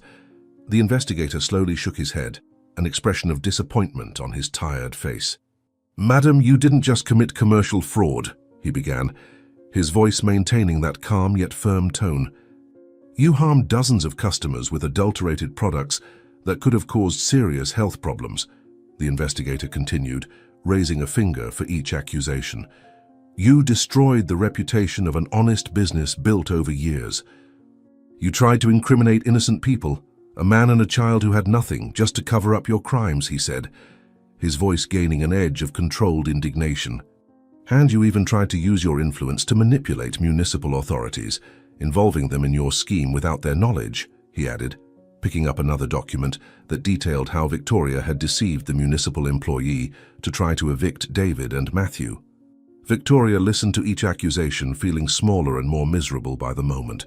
Presented like this, in such a clear and direct way, her actions seemed monstrous, indefensible. How had she reached this point? When exactly had she crossed the line between legitimate frustration and criminal betrayal? She couldn't identify the exact moment, only knew that now she was on the other side of that line, and there was no way back. The investigator stood up, signaling to a guard who was waiting outside. "Take the lady back to the cell while we wait for the lawyer," he ordered. Victoria was unceremoniously lifted up, led out of the interrogation room through the narrow corridors of the police station. As she was taken back to the cell where she'd spent the horrible night, Victoria tried one last time to recover something of her lost dignity. "You'll regret this," she shouted to no one in particular, her voice echoing through the corridors. "I have connections, I know important people. You can't do this to me," she continued.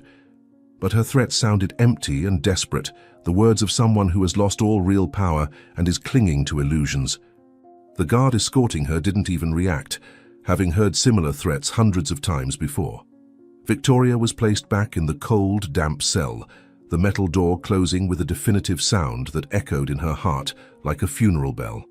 She sat on the narrow bunk, put her face in her handcuffed hands, and finally allowed herself to truly cry, not tears of anger, but of self-pity and growing understanding that she had destroyed her own life out of pure greed. "What have I done?" she whispered to the emptiness of the cell, but no answer came, only the heavy silence of inevitable consequences. Outside the police station, life went on, indifferent to the drama unfolding within those grey and depressing walls, and in a bar on the other side of town, a very different story was beginning to unfold. The day had dawned clear and sunny, A welcome change after the cloudy and tense days that had preceded Victoria's arrest. Outside Franklin's bar, something unexpected was happening. A small crowd had begun to form on the sidewalk, people gathering in small groups talking animatedly among themselves. Franklin stood at the door of the establishment, nervous and confused about what was happening. He had opened the bar as he did every day, but hadn't expected to see so many people there so early in the morning. David was by his side, with Matthew holding his hand, watching the growing crowd with cautious curiosity. The news about Victoria's fraud had spread quickly throughout the neighborhood during the night and morning, traveling from mouth to mouth like fire in dry grass. The local newspaper had published an article about the arrest, detailing the scheme of counterfeit drinks and the partner's betrayal, and practically everyone in the neighborhood had read or heard about it. And now, the old customers, those who had stopped frequenting the bar in recent months because of the decreasing quality of the drinks, were returning. Not to drink, not yet, but to show support, to make it clear that they didn't blame Franklin for what had happened. "What is everyone doing here?" Franklin asked David quietly, his voice laden with anxiety. David just shook his head, as confused as he was. An elderly man with completely white hair and a gentle face marked by years of a well-lived life, separated from the crowd and walked toward Franklin with slow but determined steps. Franklin recognized him immediately. He was an old customer who used to come every week to play dominoes with friends, but who had stopped showing up months ago. Franklin's heart tightened, preparing for recriminations, for deserved accusations about the bad drinks he had unwittingly served. But when the elderly man spoke, his words were completely different from what Franklin expected. "Franklin," said the man, his voice rough but warm, extending his hand for a firm handshake, "we read in the newspaper what happened, that your partner was responsible for the bad drinks, that she was stealing from you the whole time." Franklin shook the man's hand, feeling tears burning in his eyes. "We want you to know," the elderly man continued, looking directly into Franklin's eyes with absolute sincerity, "we'll be back. All of us will come back. You're a good man and you didn't deserve this. You didn't deserve to be betrayed like that." The words hit Franklin with unexpected emotional force, and he had to swallow hard several times to be able to speak. "I don't know what to say," he finally managed to murmur. Other customers from the crowd then approached one by one or in small groups, each wanting to shake Franklin's hand, offer words of support and encouragement. A middle-aged lady who used to come with friends for happy hour approached with tearful eyes. "We should have talked to you when we noticed something was wrong with the drinks," she said, her voice carrying genuine remorse. "But we just stopped coming, without giving a chance for explanation. It was unfair of us, we apologize," she continued, lightly touching Franklin's arm in a gesture of comfort. Franklin shook his head vigorously. No, you have nothing to apologize for. I should have noticed, should have paid more attention," he said, but the lady just smiled sadly. A younger man, perhaps in his 30s, stepped forward. "We all knew you were honest, Franklin. That's why we're here. We want you to know that we trust you, that we know you had nothing to do with what that woman did," he said firmly. Franklin was completely emotional now, barely able to contain the tears that threatened to fall. "Thank you," he managed to say, his voice breaking. "Thank you, all of you. This means more than you can imagine." Franklin turned to David and Matthew, who had observed everything in respectful silence, and felt a wave of gratitude so intense it almost knocked him down. He took a step toward them, putting a hand on David's shoulder. "None of this would be possible without you," said Franklin, his voice trembling with emotion. "I judged you so wrongly. You tried to help me, and I threw you out in the rain with your sick child. I was cruel and unfair, and yet you came back, helped me discover the truth, saved my business and my reputation," he continued, tears finally escaping and flowing freely down his face. David placed his own hand over Franklin's, squeezing gently. "You gave us shelter when we needed it most, Franklin," David said softly, his voice laden with understanding and forgiveness. "That's worth more than any mistake you made afterward. You're a good man who was deceived by someone you trusted. There's no shame in that," he added.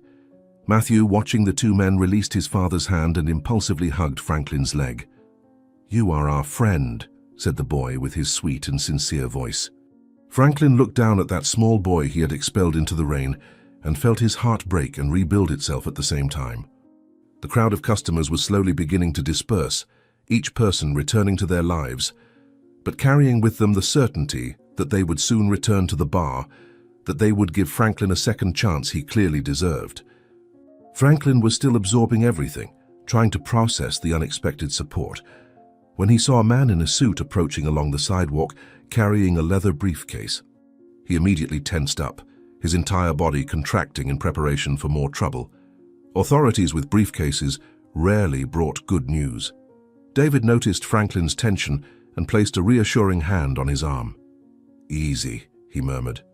The man stopped before them and smiled, a genuine smile that immediately diminished some of Franklin's anxiety. "Mr. Franklin?" the man asked, and when Franklin cautiously nodded, he continued, "I'm the court officer assigned to your case. I have some documents that I need to deliver personally," he said, opening his briefcase. Franklin felt his stomach turn again. "What kind of documents?" he asked, mentally preparing for the worst. The officer smiled more broadly. "Good news, sir," he said, removing several papers from the briefcase. "With Victoria's arrest and the proof of fraud, her share in the business has been confiscated by the court as part of the restitution. Legally, you are now the sole owner of the establishment," he explained. Franklin was completely paralyzed, processing the words. Sole owner. He would no longer have to share decisions with anyone, would no longer have to worry about Victoria sabotaging his work. The bar was completely his now. "And there's more," the officer continued, handing another set of documents to Franklin. "The restitution of assets diverted by Victoria. The court has identified and frozen the fraudulent accounts where she was hiding the stolen money. The money she diverted for months is being returned to you," he said, pointing to the numbers in the documents. Franklin looked at the papers with trembling hands, his eyes scanning the listed amounts. They were significant sums, much more than he had imagined Victoria had managed to steal. They were amounts sufficient, not just to save the bar from imminent bankruptcy, but to expand it, renovate it, pay off all accumulated debts, and still have a comfortable reserve. Franklin felt his legs weaken and had to lean on the doorframe. "Is this real?"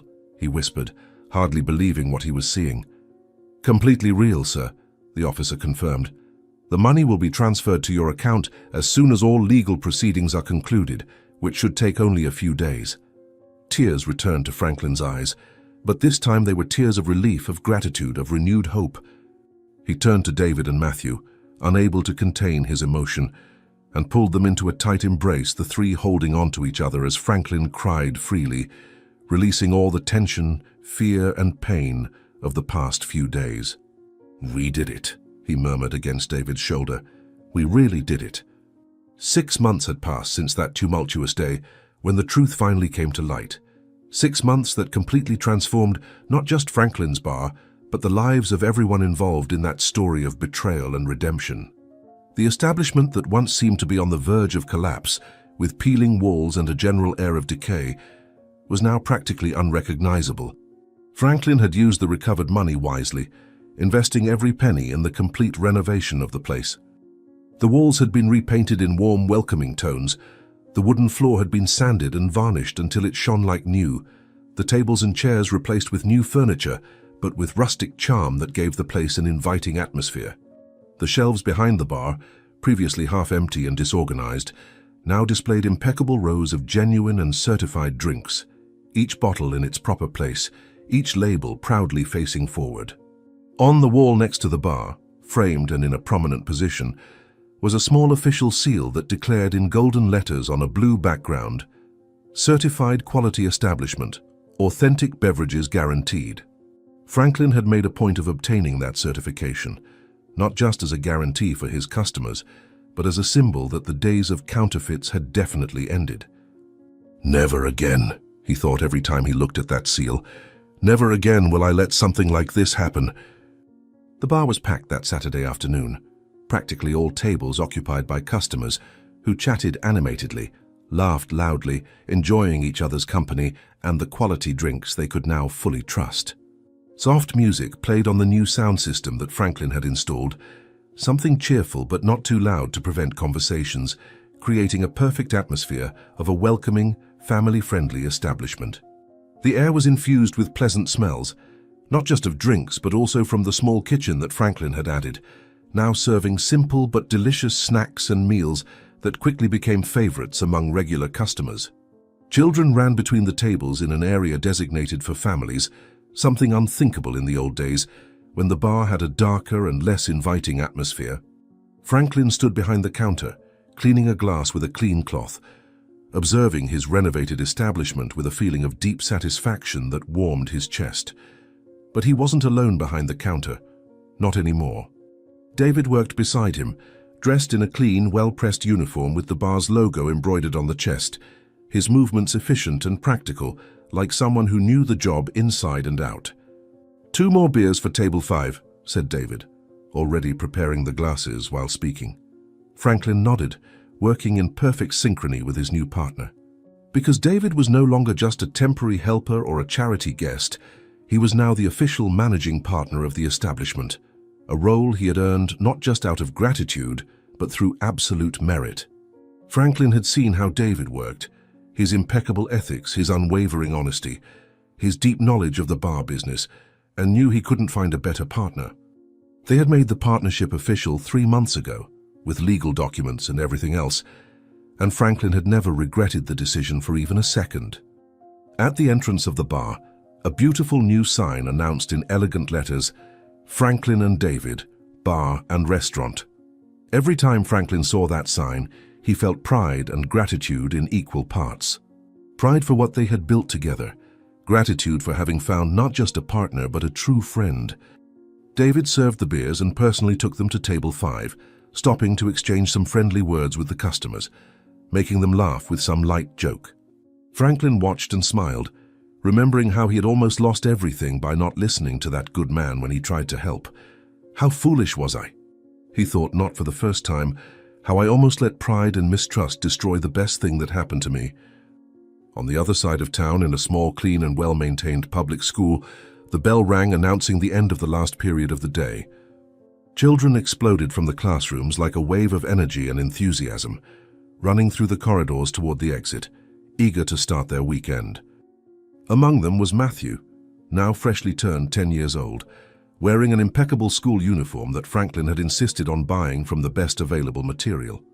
The boy carried a new backpack on his shoulders, full of notebooks and books that weren't worn out or borrowed, but his own, purchased especially for him. His hair was well cut, his face full and healthy, with the rosy cheeks of a well-fed and well-cared-for child, so different from the pale, sick boy who had appeared at the bar door on that rainy night months ago. Matthew ran through the corridors with a huge smile on his face, holding a paper in his hand, as if it were the most precious treasure in the world. He exited through the main school door, and immediately his eyes searched for and found the familiar figure waiting at the gate. "Dad!" he shouted, waving frantically. David was leaning on the school gate, still wearing his bar uniform, but with a coat over it because of the cool afternoon breeze. When he saw Matthew running toward him, his face lit up with that smile he reserved only for his son. Matthew arrived running and practically jumped into David's arms, who caught him and spun him in the air before putting him back on the ground, both laughing. "Dad, look what I got," said Matthew, extending the paper he had been holding with such reverence. David took the paper and saw that it was a math test, marked with a large red grade at the top, 100%, maximum score. Next to the grade, the teacher had written in neat handwriting, "Excellent work, Matthew, keep it up." David felt tears burning in his eyes as he looked at that test, at that perfect grade that represented so much. It represented stability, represented proper education, represented a future that had seemed impossible just months ago when he and Matthew had nothing but each other. "I got the highest grade in math," Matthew announced proudly, as if David couldn't clearly see it for himself. David knelt down to be at eye level with his son, placing his hands on the boy's small shoulders. "I'm so proud of you, my son," he said, his voice thick with emotion. "Your mother would be proud too." "So proud," he added, thinking of Catherine, always thinking of Catherine. Matthew hugged his father tightly, his thin but surprisingly strong little arms wrapping around David's neck. "I studied hard, Dad. Just like you said I should," the boy murmured against his father's shoulder. David hugged Matthew for a long moment, closing his eyes and allowing himself to feel pure gratitude for everything they had achieved, for everything they had survived. Then he stood up, took Matthew's hand, and together they began walking back to the bar, chatting animatedly about the test, about school, about the friends Matthew was making. It was a short walk, just a few blocks, but David cherished it every day. He cherished being able to pick his son up from school, cherished having a school to pick him up from, cherished having a home they could return to together. They were simple things most people took for granted, but David would never take anything for granted again, not after losing everything and getting a second chance. They turned the corner and the bar came into view, the Franklin and David sign gleaming in the afternoon sun. Matthew squeezed his father's hand with excitement. "Let's show the test to Uncle Franklin," he said, using the affectionate title he had naturally adopted for the man who had become like family. David smiled and quickened his pace. "Yes, let's do that. He'll be very happy to see it," he agreed. When they entered the bar, they were greeted with a sight that made both of them stop and smile. "Surprise!" shouted several voices at once. The interior of the bar had been decorated with colorful balloons and crepe paper streamers, and in the center of one of the larger tables was a cake, not large but perfectly formed and decorated, with 10 lit candles waiting to be blown out. Franklin was standing next to the cake, a huge smile on his face, surrounded by several regular customers who had stayed for the small, impromptu celebration. Matthew stood open-mouthed for a moment, completely surprised. Then his face lit up with pure joy. "It's my birthday," he exclaimed, as if he had just remembered. Franklin had organized everything secretly, coordinating with David to ensure Matthew would be caught by surprise. "Of course it is, champ," said Franklin, kneeling to be at Matthew's height. "You think we forgot? 10 years is an important date," he added, affectionately ruffling the boy's hair. The regular customers began to sing Happy Birthday, their off-key but enthusiastic voices filling the bar with warmth and joy. Matthew was beaming, his eyes shining as he looked around at all those friendly faces, all those people who had become his extended family in the past few months. When the song ended, he closed his eyes, made a silent wish, and blew out all 10 candles at once. Everyone applauded, and Matthew laughed, a pure and happy sound that made David's heart tighten with emotion. "What did you wish for?" asked an elderly lady who was a regular customer. Matthew shook his head seriously. "I can't tell or it won't come true," he said wisely, and everyone laughed. But David knew what his son had wished for, or could at least guess, because it was probably the same thing he himself would wish for if given the chance. Matthew had wished that this moment would last forever, that they would never again lose what they now had, that they would always have a home and people who loved them. It was a simple but profound wish, and David sent his own silent prayer to the universe that it would be granted. Franklin cut the cake and distributed slices to everyone, including customers who weren't part of the celebration but were invited to participate anyway, because that was the atmosphere Franklin and David had created in the bar, a place where everyone was welcome, where strangers became friends. Matthew ate his slice of cake with gusto, chocolate covering his face, making David laugh and wipe his cheeks with a napkin. It was a simple moment, but it was full of dignity and love, full of everything that really mattered in life. The hours passed in quiet celebration, customers eventually saying goodbye and leaving, until finally the bar was empty, except for Franklin, David, and Matthew. It was late at night now, well past normal closing time, but no one seemed to be in a hurry to leave. They were sitting together at a table, the remains of the celebration still visible around them. Franklin got up and went to the small refrigerator behind the counter, returning with a bottle of sparkling grape juice, the sophisticated kind that came in a glass bottle and looked like champagne. He poured 3 glasses, one for each of them, and raised his in a toast. "To second chances," he began, his voice laden with emotion and meaning. "To seeing beyond appearances, to not judging a book by its cover," he continued, looking directly at David.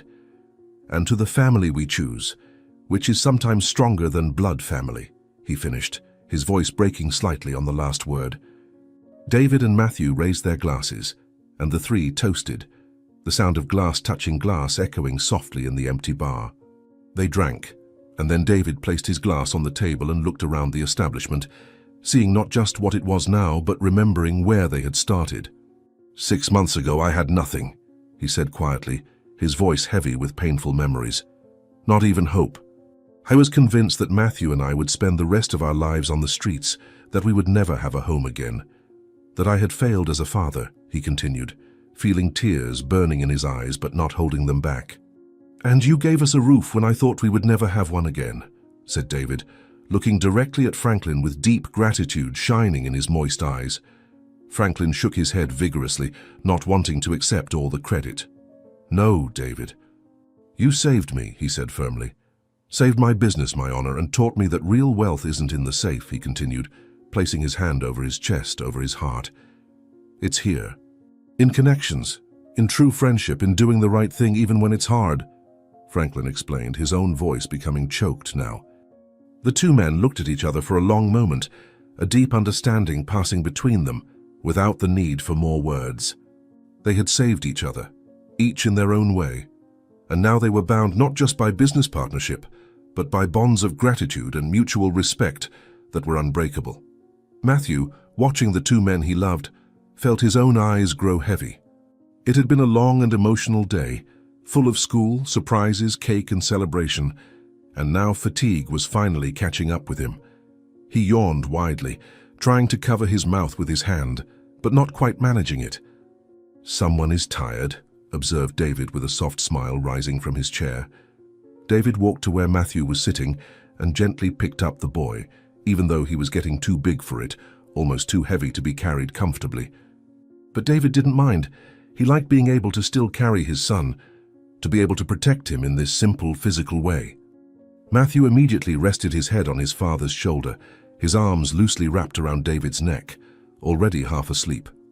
Let's go to bed, my champion, David murmured, beginning to walk toward the stairs that led to the small apartment above the bar that was now their home. Franklin had insisted they live there, refusing any rent payment, saying the space was empty anyway and it made sense for the partner manager to live on the premises. It was a small but cozy apartment, with 2 bedrooms, a compact kitchen and a living room, that David and Matthew had transformed into a real home. David began to climb the stairs but stopped halfway when he saw the framed photo on the wall. It was a photo of Catherine, the same one he had carried in his pocket for so long, now properly framed and hung in a place of honor. She was smiling in the photo, that radiant smile he had loved so much, and for a moment David could almost feel her presence, almost hear her voice. We made it, my love, David whispered to the photo, his voice barely audible. Our boy is fine. He's in school, getting top grades, has friends, has a home, he continued, feeling tears silently running down his face. We're home. Finally, after everything, we're home, he said, his voice breaking on the last word. Matthew stirred slightly in his arms, and David gently kissed his son's forehead before continuing up the stairs. Downstairs, Franklin began turning off the bar lights one by one. When all the interior lights were off, he walked to the front door and paused for a moment. Then he whispered into the empty space, "Thank you for everything, for teaching me to see what really matters." Franklin went out and locked the door, standing on the sidewalk looking at the establishment's facade. The illuminated sign, Franklin and David, Bar and Restaurant, shined against the darkness of the night. It was a symbol of everything they had achieved, of how they had transformed tragedy into triumph. Then he finally turned and walked to his home a few streets away, his heart lighter than it had been in years. Somewhere on the other side of the city, in a small and decaying bar on the edge of a quiet road, a very different story was unfolding. Behind the counter of this miserable bar, cleaning glasses with a dirty cloth, was Victoria. She had been released from prison after serving only part of her sentence, but the freedom she received was almost as cruel as confinement. Everything she had owned was lost, confiscated by the court, or sold to pay restitutions. She had found this job, the only one she could get with her criminal record, working for a miserable salary that barely paid for a rented room in a cheap boarding house. The irony wasn't lost on her. Victoria, who had once been a partner in a prosperous bar, now served cheap drinks to truck drivers and tired travelers who barely noticed her as a person. "Hey, waitress, another one here," shouted a customer rudely, snapping his fingers as if she were a trained dog. Victoria gritted her teeth, forced something that could pass for a smile, and served the drink. The man didn't even look at her, just took the drink and turned back to his conversation. Victoria was invisible, irrelevant, exactly the opposite of everything she had always wanted to be. She went back behind the counter and continued cleaning the glasses, reflecting on how her life had crumbled. The greed that she thought would elevate her had been exactly what destroyed her. "It was all your fault, Franklin," she muttered softly, trying once again to blame others for her choices. But the words sounded empty, and she knew the truth. "You destroyed your own life," she whispered to her blurred reflection in the dirty mirror behind the counter, and for the first time truly believed it. Victoria was trapped there, not by prison bars but by the consequences of her own actions, serving a perpetual sentence of irrelevance and regret. She had made her choices and now lived with them, and that was the most poetic justice of all. Meanwhile, back at Franklin and David's bar, the illuminated sign continued to shine in the night, a beacon of hope and second chances, proving that kindness and integrity always triumph over greed and betrayal, that dignity comes not from possessions but from character, and that sometimes the greatest blessings really do come disguised as storms. Did you like the story of Franklin, David, and Matthew? Then subscribe to the channel, leave your like and comment where you're watching from. Oh, and there's another story waiting for you here on the screen. Click there and I'll be waiting for you.